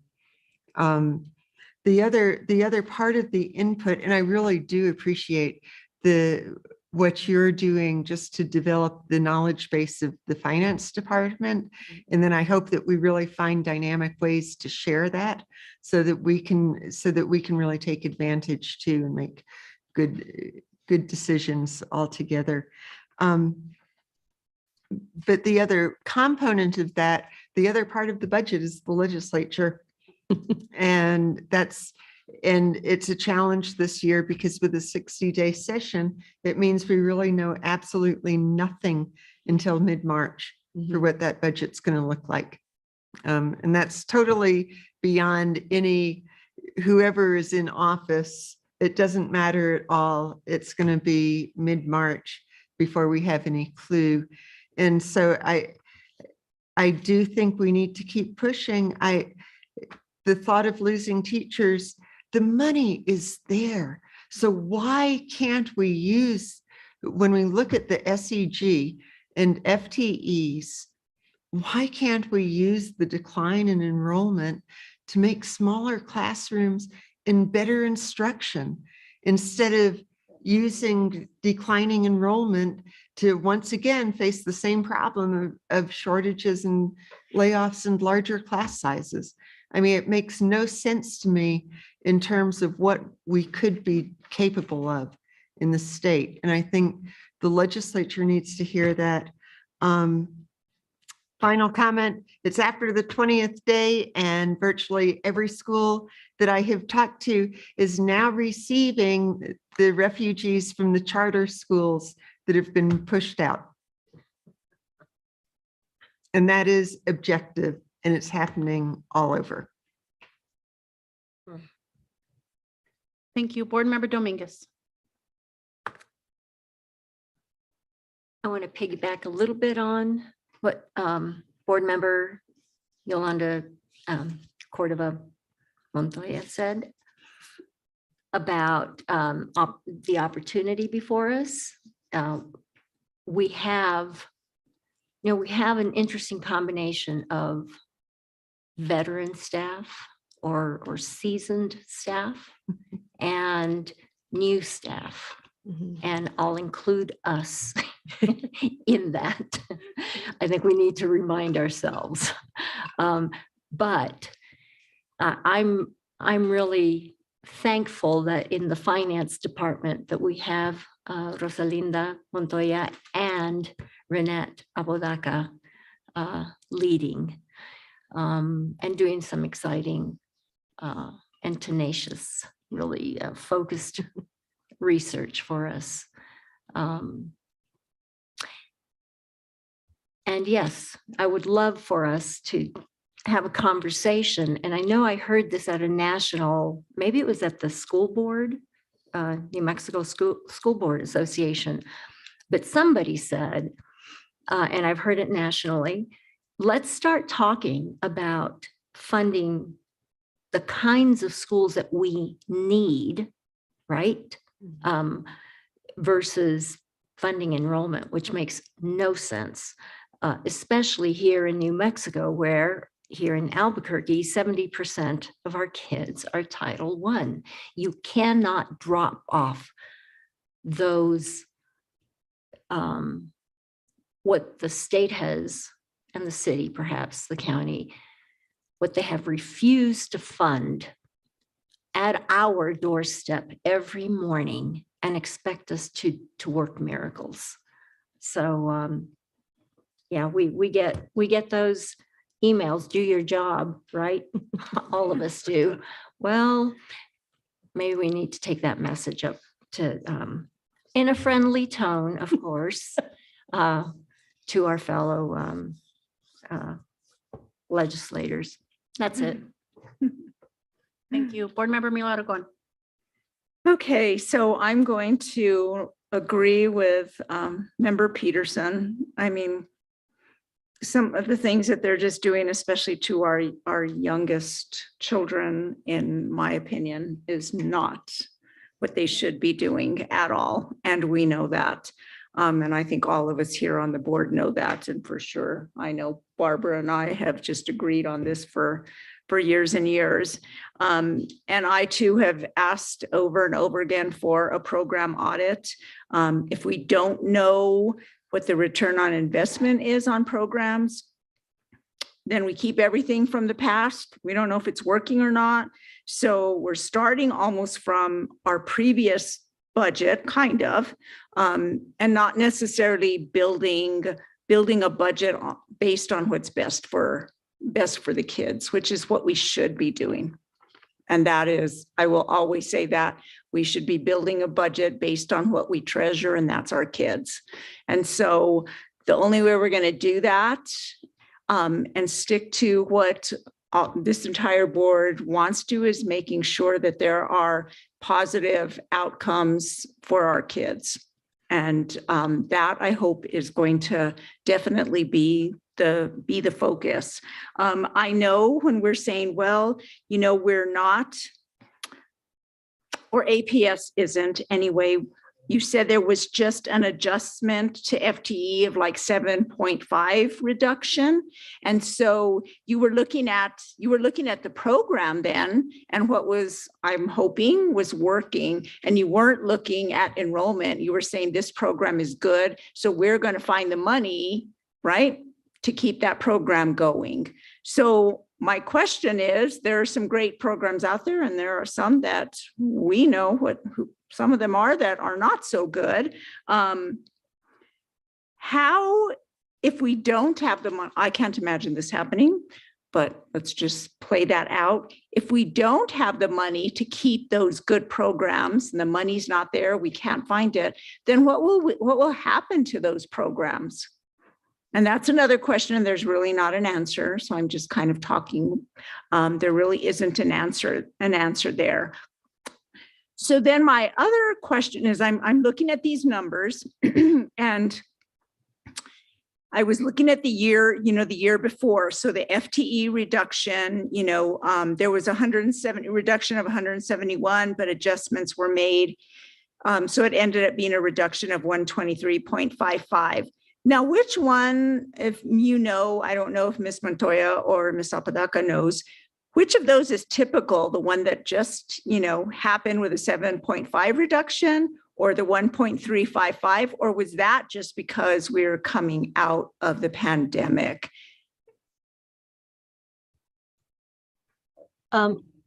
Board members, as far as the prior year, I believe the reduction was a lot greater because we had kind of left the FTE level with the enrollment had declined, but we had left it even because we didn't want to take, any at a time that was so uncertain, we didn't want to reduce anything. So we had really there was an abundance of FTE kind of on the table. So even though we'd reduced it quite a bit, I think that one was the one that's not a norm. And I believe that what we did this year was probably more of a norm. Of course, I've only been with the district for a year now, but I've looked at the past, and I've looked at all the prior years and all that, and it seemed like they really did look at that and take that into consideration. But we made sure that this year, as you mentioned, that we did consider everything. Our recommendation just from a numbers standpoint was quite significant. But once everything else was considered, the principals brought their justifications. They worked with the associates. They did their whole process of seeing, well, how can we cut back, but without making a significant change to any program or to the students, any disruption. And it ended up that they needed quite a bit of them still. But yet they did reduce somewhat. And I think that's going to be more of the norm from here forward, that we really just take a look at it holistically. We bring the numbers first, and then we see what we can do by looking at everything as a whole. And I Madam hope that answered your question.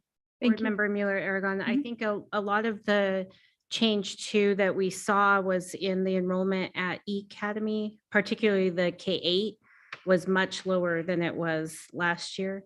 And so shifting some of those FTE was, where a big change was made. I think that in the development of the goals and the guardrails, and specifically looking at the inputs next year, we would be able to, the conversation that Ms. Montoya is talking about, I think with particularly the zone associates will be much more cohesive, because we're looking at making those decisions based on specific outcomes across all 4 zones.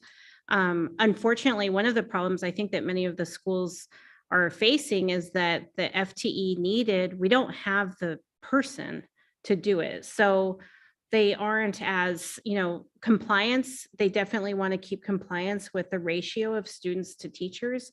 But in the past, if they would want another FTE for an additional teacher, schools are feeling like that's not helpful at this time, because, it's kind of on, we need bigger classes because we have 1 teacher and more students because of the workforce. So if we can get the workforce out and be very intentional about the inputs, I think in building the budget for next year, not just the program effectiveness, but the alignment of the budget as we go through this process to next year, I think is a really intentional conversation to have as we build the budget with the resources. Because if it's an effective program, but it's not aligned to the outcomes, I think that's a decision we'll all have to, have as well. Yeah, I mean, that's very true. I mean, it's just time we just really have to, vet programs and, have people come and just show us this is working for student, to improve student outcomes. Same thing for departments need to come and go, this is why I need this. I mean, we just have to do that.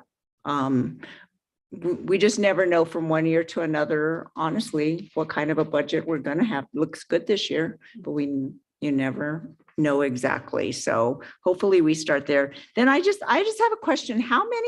What was it? I know last year was, kind of shocking this time last year. What was our reduction in the number of students? Do you remember last September of 2021? I know it's at 903, but what was the previous year? Do you remember? Because that had to be big, I assumed. As a seasoned employee, I actually don't remember off the top. Not veteran, but it was.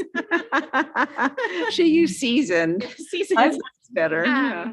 I don't know off the top of my head. Okay. Certainly something we can send you. And I know on the SAPR site, we can quickly see what the enrollment change is from. I mean, it's kind of looking at what was enrollment, last year with the not including the non-traditional schools the way they did here, like what that enrollment was in September of last year, and then what the reduction. I mean, just that's how you kind of plan for where things are headed. Definitely a shift in our plan for this year was, I think we projected a higher number of kindergarten students who we thought didn't attend school last year, that parents held back so that they didn't have to start kindergarten online.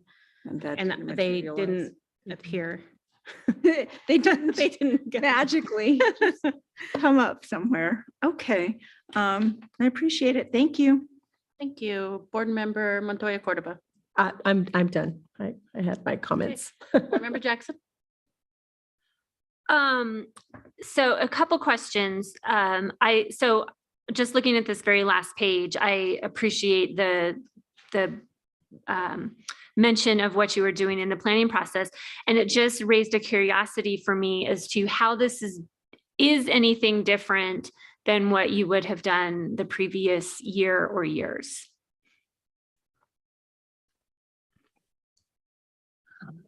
once again, I'm not sure what they did previously, but I'm sure that I know that they definitely did attend the New Mexico ASBO conferences. And what that stands for is New Mexico Association of School Business Officers. And so, and they were members of that all along. I think the thing that is new is looking more nationally, like edunomics and just different things that we're incorporating, because I think you can just really learn a lot from what's happening everywhere, and kind of see, you know, because I think when we look just at our state, we're the largest one, and yes, we get a lot of wonderful help from each other because we're dealing with a lot of the same things. But when you look nationally, you can kind of learn from school districts that are your size. And so that's been really informative too, because you know, here we don't have another school district that's our size. So that's one thing that I really have enjoyed with these edunomics meetings, is they just bring the data of schools that are similar to ours in size. And because the issues are different. And so that's been really great. So I believe that's something that's new that we're bringing this year. And also some of the training that we're going to be receiving is going to be new too. Mm-hmm.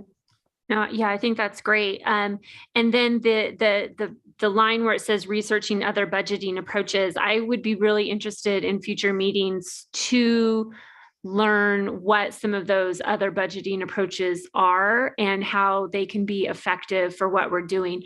Understanding that it's in the realm of all of the changes that we're making as well. But I think that would be something that would be informative for the board to hear the different approaches. And then I just have two specific questions. You mentioned that we had a reduction of 64.5 FTE, but 44 of those were from EAs, which you associated to a reduction in kinder enrollment. Is that what we are seeing? Is that we are being affected mostly through kinder enrollment? Board members, yes, that's exactly correct. And of course, this is a difference from what we budgeted on and what we projected our enrollment to be. So we were projecting more kindergarten than actually occurred, and that was the biggest and most significant decrease. And the way that works is, you know, there's in the kindergarten, they usually will need a teacher and an educational assistant. And so it's almost like when didn't need those for those students, we had to, it's almost counts as 2 FTE, right? In a lot of cases, because you either reduce just down to 1 teacher without an EA, or you reduce the teacher and the EA because, you know, depending on the enrollment. Mm-hmm. And so that was the most significant change. But of course, that is just from our projections of what we thought the enrollment was going to be. Mm-hmm. Which leads to the next question. The next obvious question is, have we done any sort of outreach? Maybe not necessarily the finance department, but Dr. Blakey, you might know this. Have we done any outreach to determine, besides the reduction of birth rates, why we're not getting our kinders? Why we didn't have the enrollment that we thought we would? Madam Chair, Board Member Jackson, I think that the biggest kindergarten is really hard to project because we don't know until they show up. And we try to do it based on birth rates and census and different things. So our biggest thing with kindergarten is that we over projected how many kindergartners that we thought would be coming. Next year, we are looking at doing more kindergarten roundup type of enrollments where district-wide, we would have parents, so they don't have to find a particular school when it's, you know, registration's different at each school for kindergarten, but do more type of kindergarten roundup for parents. But overall, I think it was just an over projection that we had on, we thought that parents had held back students from enrolling in kindergarten during the pandemic. But it looks like those students either went to school or were never alive. It does match the birth rate. So the birth rate, we've seen a decline in New Mexico over the past several years. So actually, as a seasoned administrator, several years ago, we had a budget presentation probably in 2015, 2016 that was starting to show a declining enrollment of because that would hit now because it was of the birth rate in 2016. And so we always kind of knew that. And we're seeing that come to fruition. It's going to be interesting to see. I mean, I was just doing some math on my fingers, and so that's how I do math. But I don't know this for sure, but I wonder if there will be a slight increase during the pandemic because people were at home. And I wonder if we'll see an increase in children. I mean, I'm just, yeah, it could show up in a birth rate. Will the birth rate go up?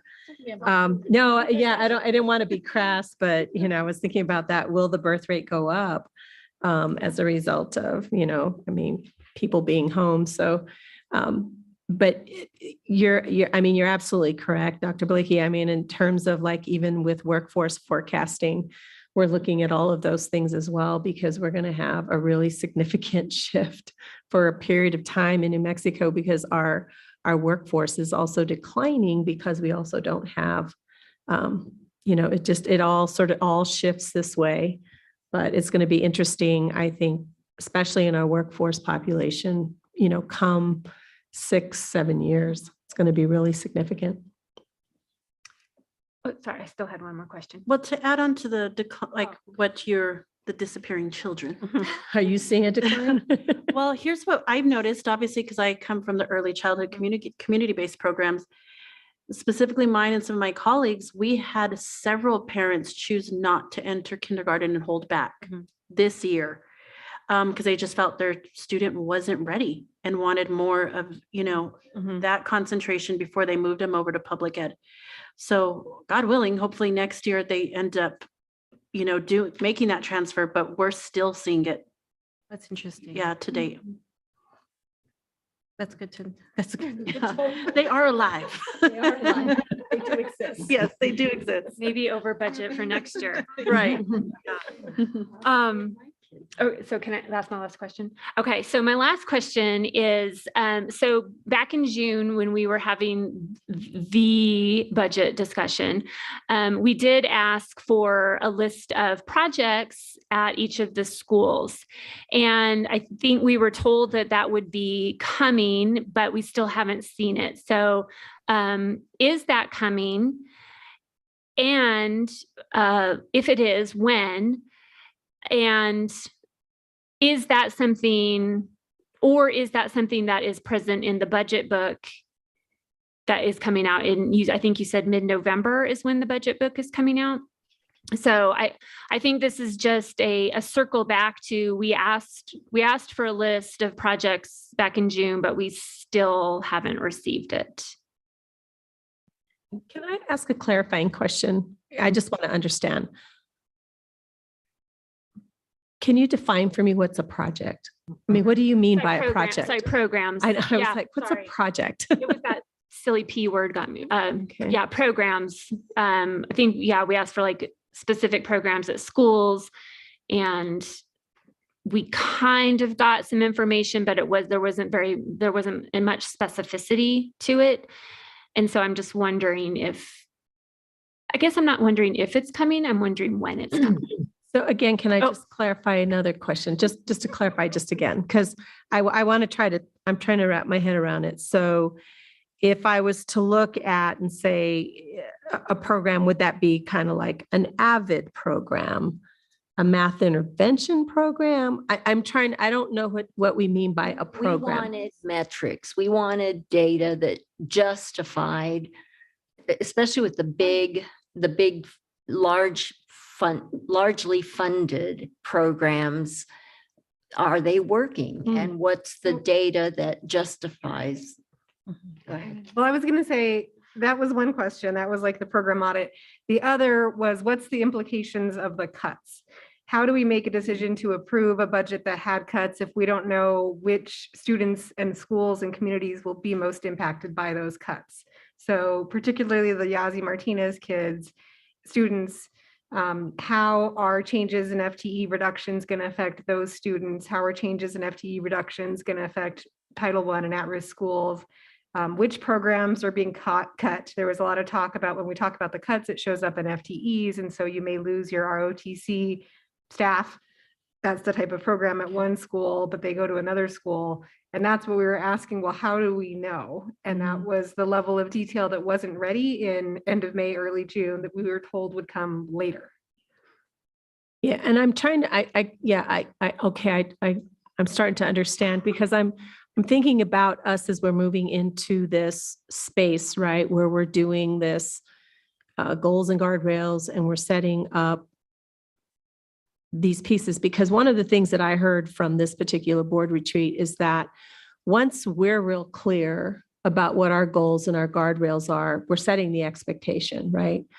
And so then the inputs that a particular school might put in place would also not have to come back to us for justification or approval, but they would basically be baked into like their agreement that these are the things that they want to have and are going to use them to meet those goals that we have in mind. So I just want to be careful about that, because one school might have a program, but another might not. But that school might have that program knowing that it meets the needs of that particular community and that particular school. And they're going to but we're still going to hold them accountable to the outcomes. So that's just kind of what I heard. I hope I don't think I'm misstating on that. But so, I mean, I think it's helpful to know what programs we have.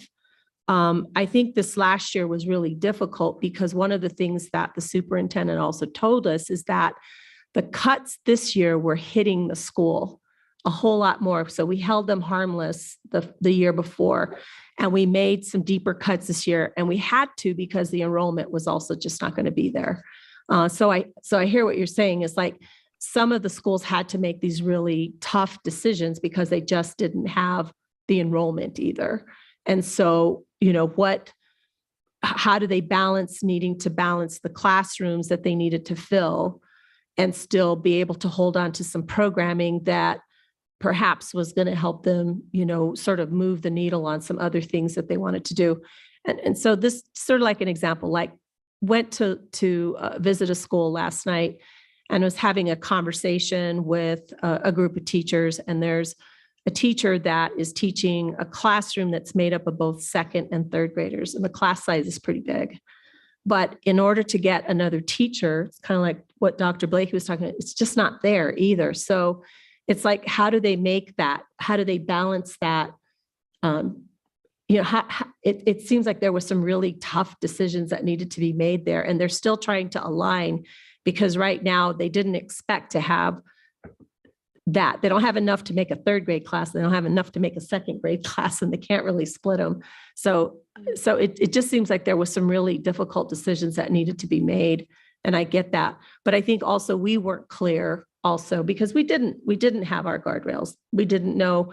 And so now we're going to come in with this new piece coming in, sort of being a lot more clear so that we could go into that.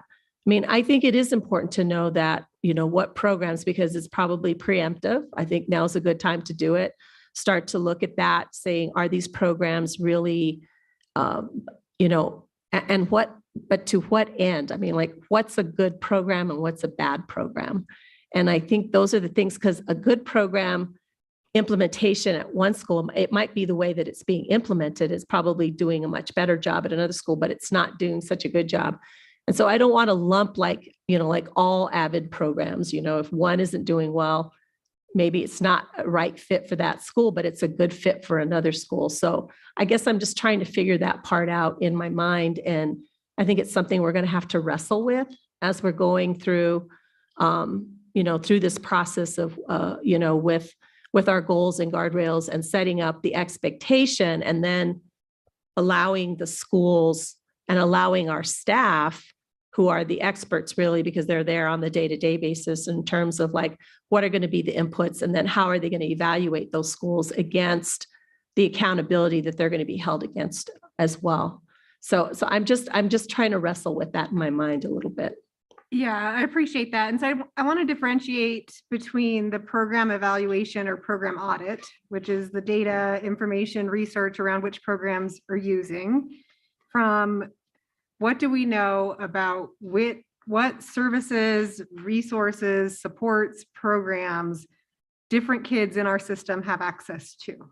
And so like I would say, considering Native American students, what do we know about the percentage of them that have access to advanced coursework, AP and IB? Right?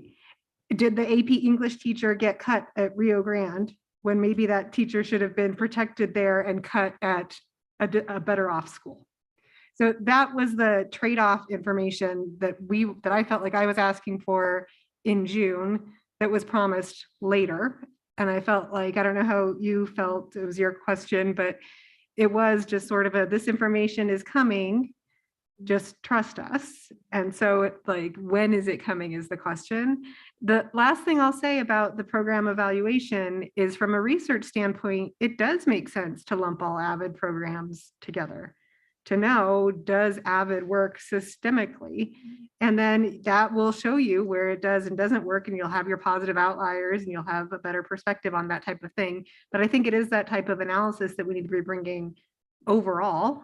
And yes, the guardrails will help us doing that going forward, but for the purpose of being accountable to our constituents, particularly for the decision that was made in June, because questions were raised, because I heard directly from principals who were in that tough position, who didn't feel like they were able to make decisions that they wanted to make.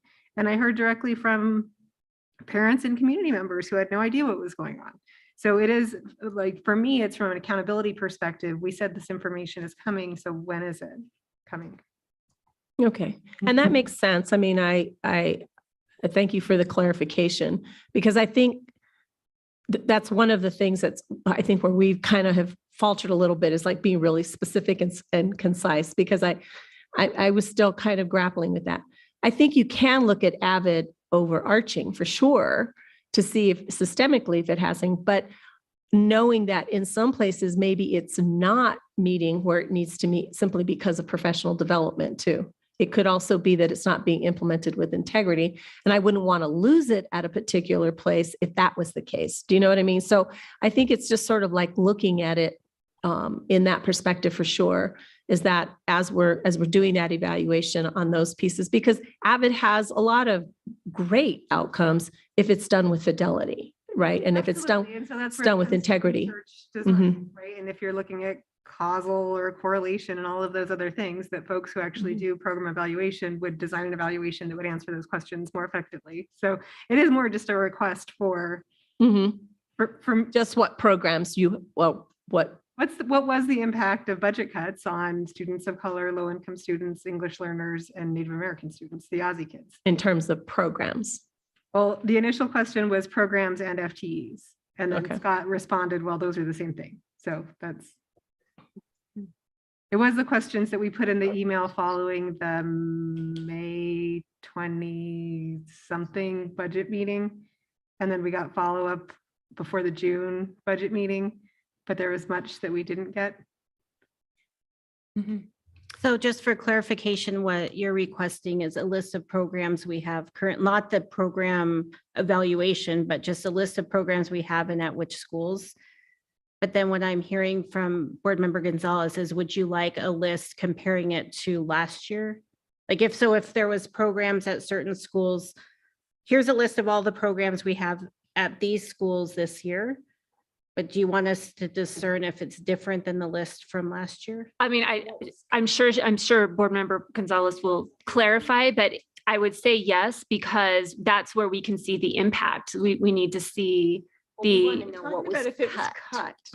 Right. So if there's a comparison, then you can see, was it cut? What was the impact? And did it specifically affect the students that she's asked? So that's a good clarification. You're saying if it was cut due to budget, not cut due to it was already determined it wasn't another issue that it could have been cut. So this is a list of programs that were cut by us as a school decision or a district decision due to budget, and then a list of the programs we currently have in each school. Yes. Renette will answer when you can have that list ready. Yes, thank you. Did that clarify, Renette, after? Yes, Madam Chair. That is actually what Ms. Apodaca was referring to when she said she's meeting with Dr. Segura so that they can come up with kind of an idea of what, is that, Ms. Apodaca, is that what you were referring to? Yes, so I think I agree that we need to know a definition of programs, because what I've heard so far is like Avid and then foundations, but isn't foundations different from Avid? Like, isn't that more a classroom type curriculum program? So here's the way I'm going to summarize this. Okay? I think ultimately we can have different definitions, and what may be one important to one member is very different than another. And I'm going to take it back to last week's event that we had. I think, and if it's too broad and we need to narrow it down more for you, Ms. Apodaca, we can. But I would think any program that's going to affect student outcomes.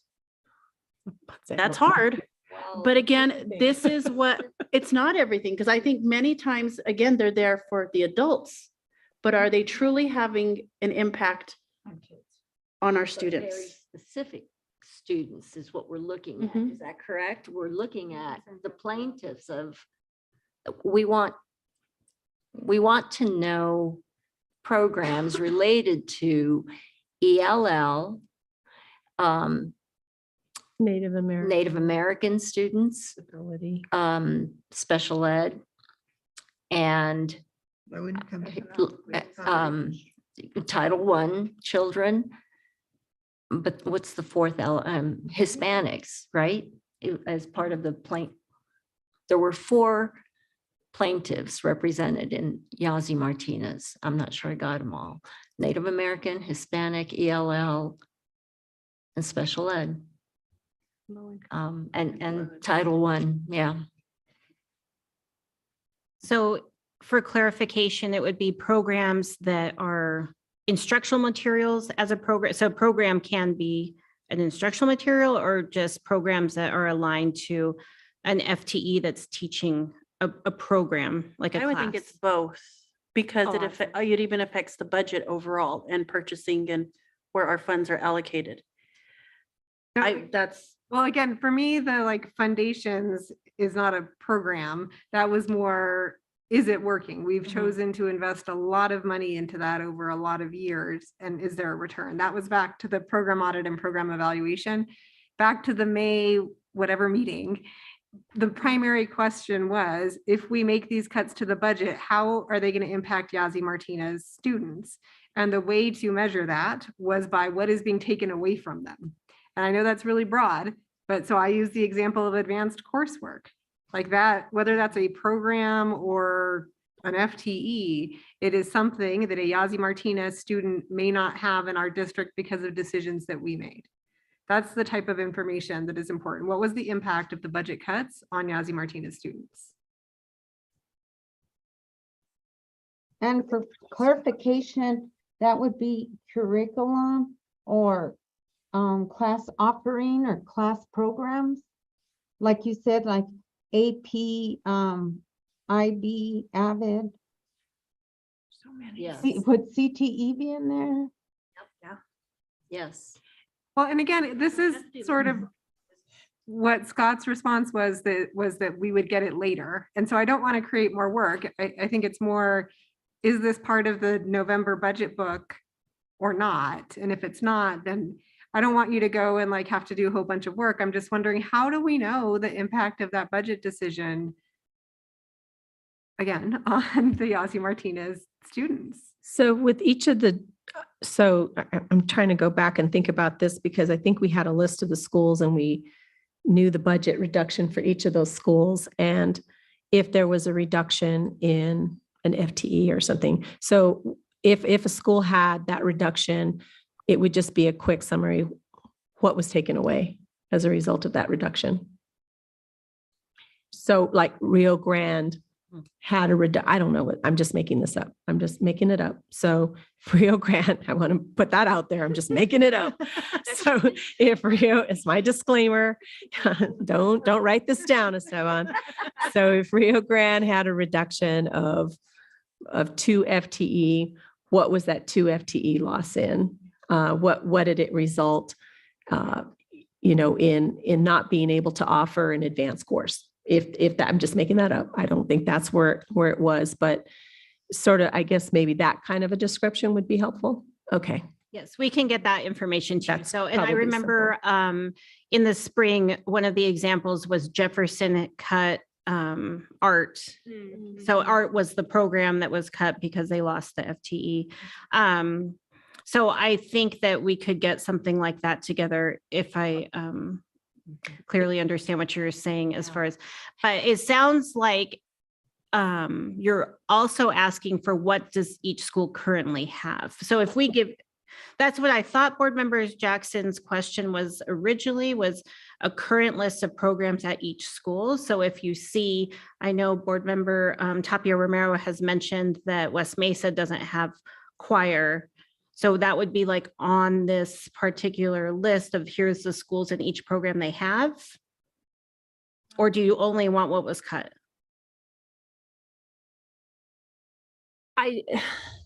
We need a comparison. I think it has to be a comparison, But but that seems like a heck of a lot of work to have to compile. So I think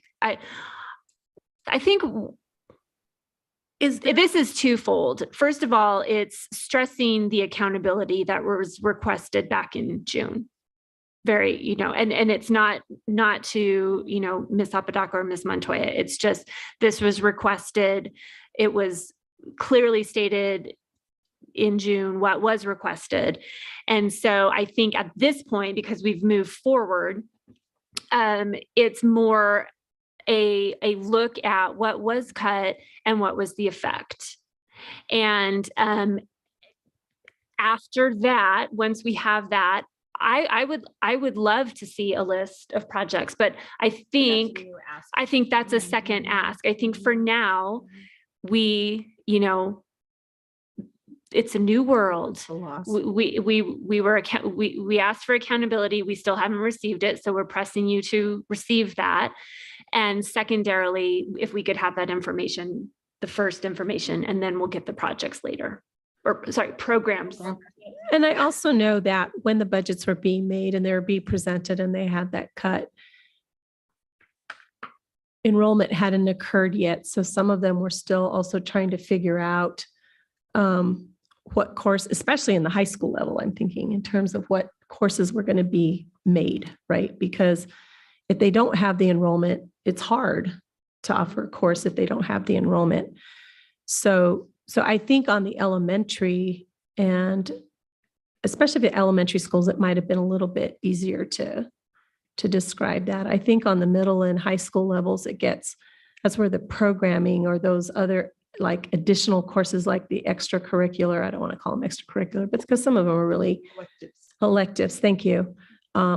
We're definitely compromised. And the sad part of it is, and I think going back to even our retreat, is that sometimes the decisions were made for the adults, right? In terms of what the adults like, because you also didn't have, especially on some of our electives, and I hear this all the time, once we lose a seasoned teacher in a particular topic, it's hard to find the replacement for that. And so they end up having to shift out because they don't have, they just don't have the replacement for that person too, which I think makes it hard.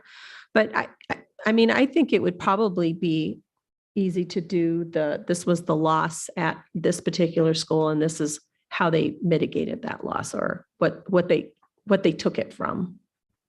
I think, I don't know. So I feel the need to clarify, at least, in District 6, and I believe perhaps in District 7, because we share some schools. I know that some of the mid schools that I visited, they don't qualify for Title I, but they have those kids. And one particular mid school, it was making big strides in math, no less in math. And this principal lost funding for the math interventionists. That program was gone.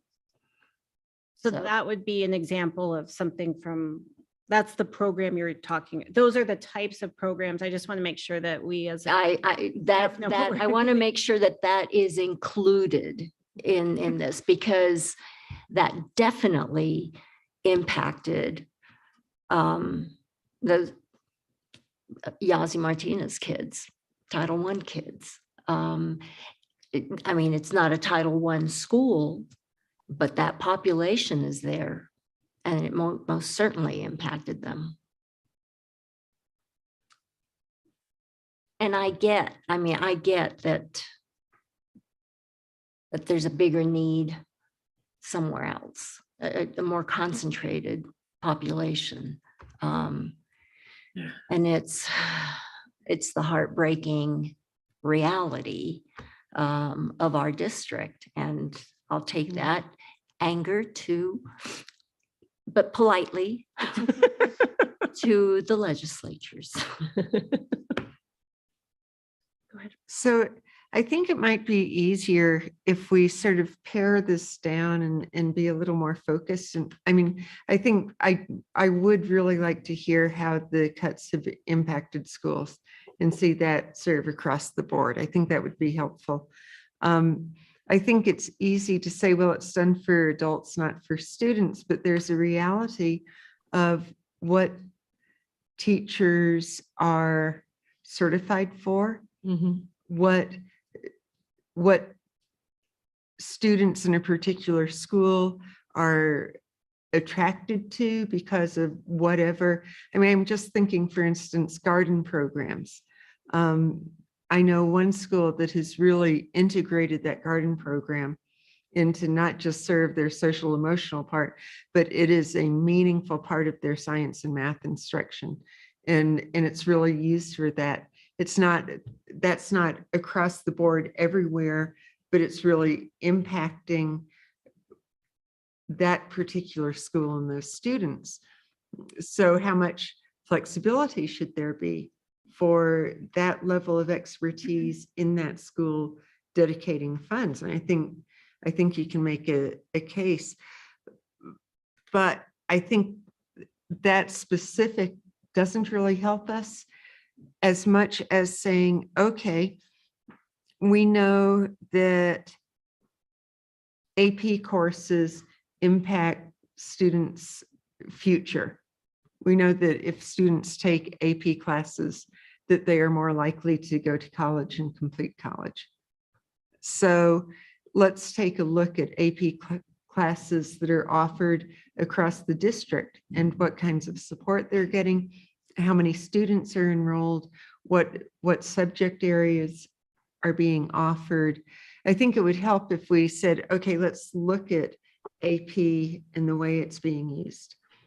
And the supports to get them into AP. Right. It's not fair. It is, and I'm going to rant, it is not fair to just select or say, oh, we need numbers in AP without giving those kids, and I know this because this is how I did it.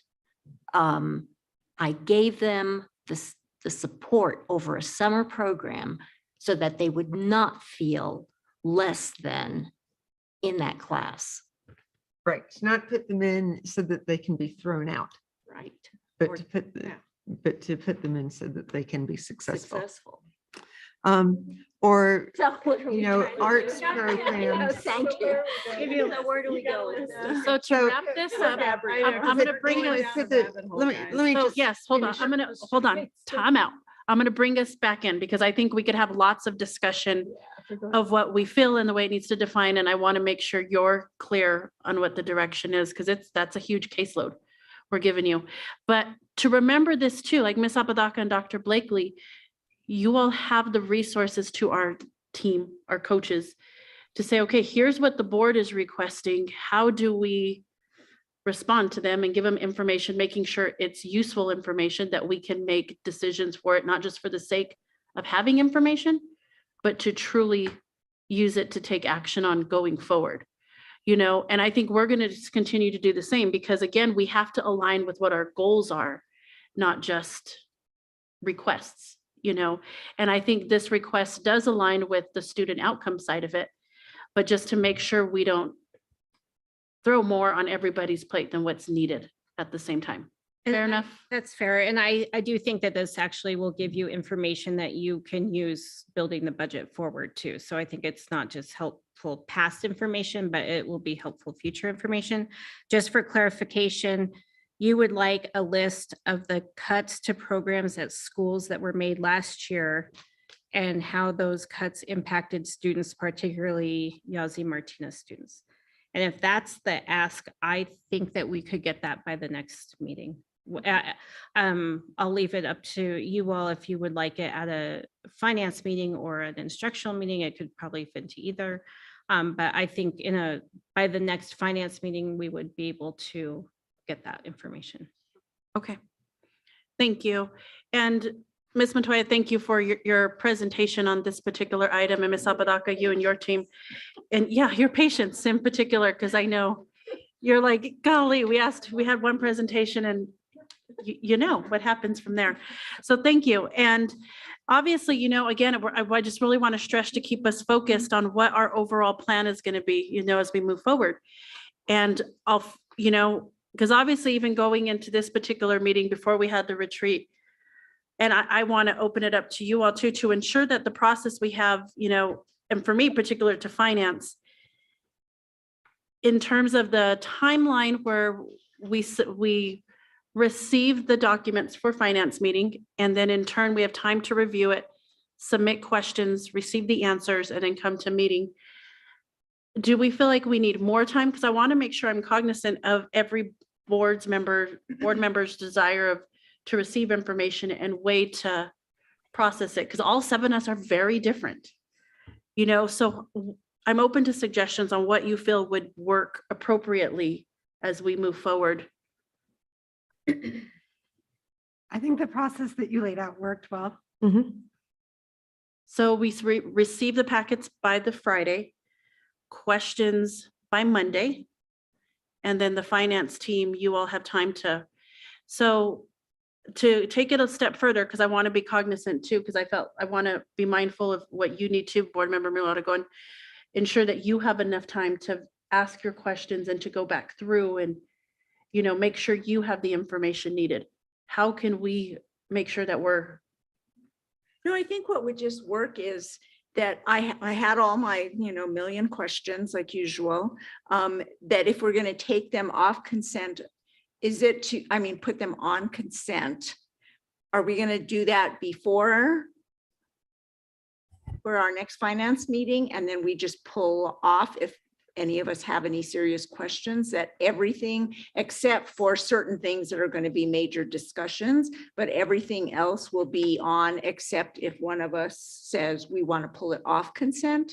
That would be easier. That would be easy for me, because then I would go, oh, I need item whatever pulled off consent. I need item 7A or whatever. Correct. But I just want to make sure that we are holding ourselves accountable. We go back to integrity word we learned over where we said we were going to do something, but we don't necessarily follow through in its entirety.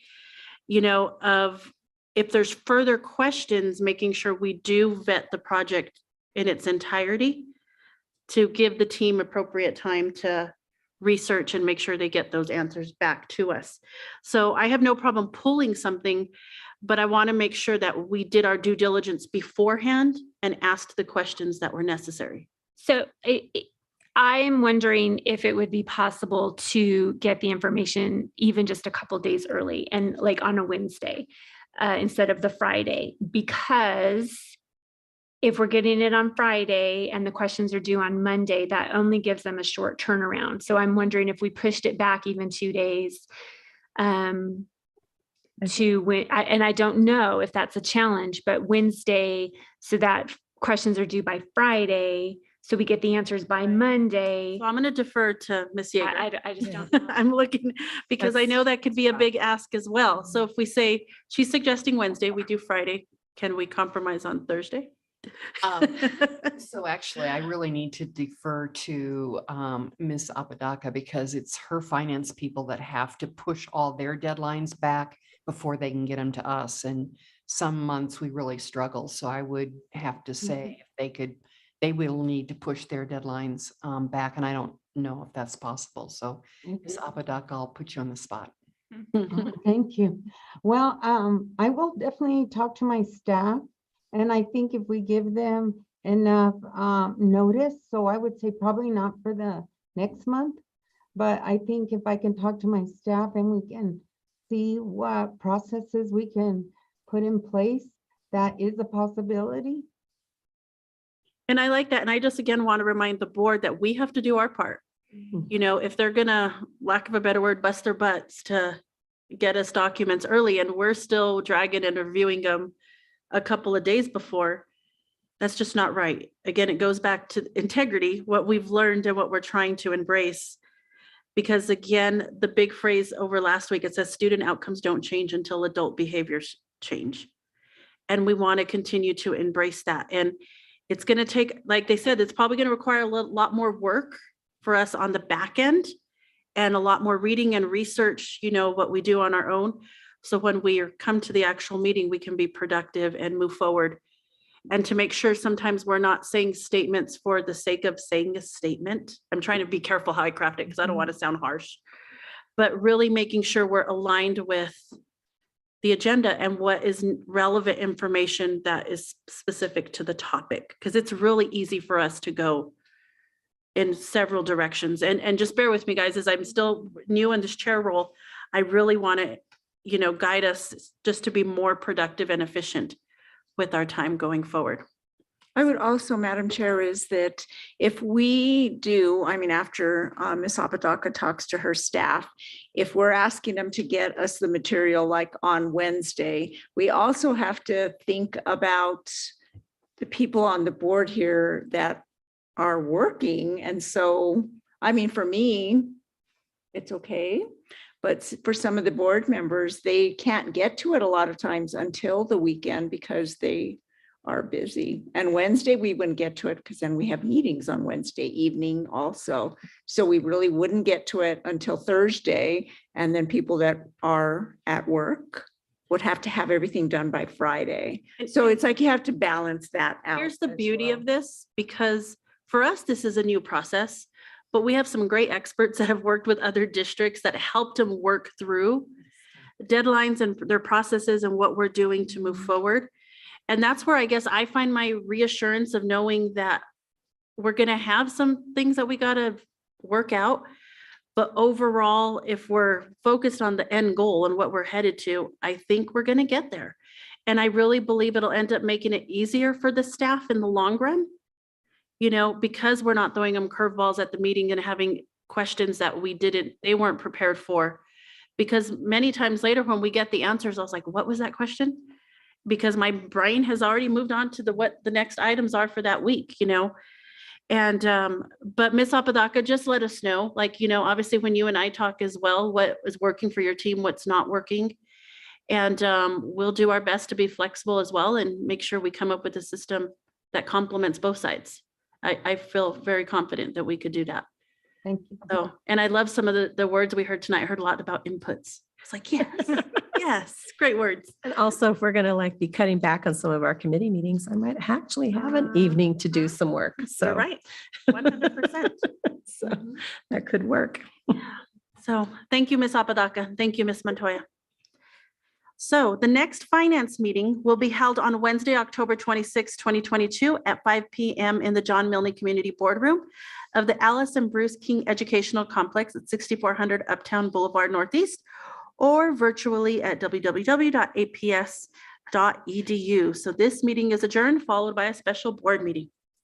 All right, so welcome to the Board of Education Special Board Meeting. We'll have a roll call for this, please, Ms. Yeager. Danielle Gonzalez, Here. Barbara Peterson, Here. Crystal Tapia Romero, Here. Josefina Dominguez, Here. Peggy Mueller Aragon, Here. Courtney Jackson, Here. Yolanda Montoya Cordova. Here. First item is adoption of the September 28, 2022 Special Board of Education meeting agenda and approval of the August 17, 2022 Board of Education meeting minutes. May I have a motion, please? So move. This is Peggy. Second, this is Courtney. All right, roll call, please. Danielle Gonzalez, Yes. Barbara Peterson, Yes. Crystal Tapia Romero. Yes. Josefina Dominguez, Yes. Peggy Mueller Aragon. Yes. Courtney Jackson. Yes. Yolanda Montoya Cordova.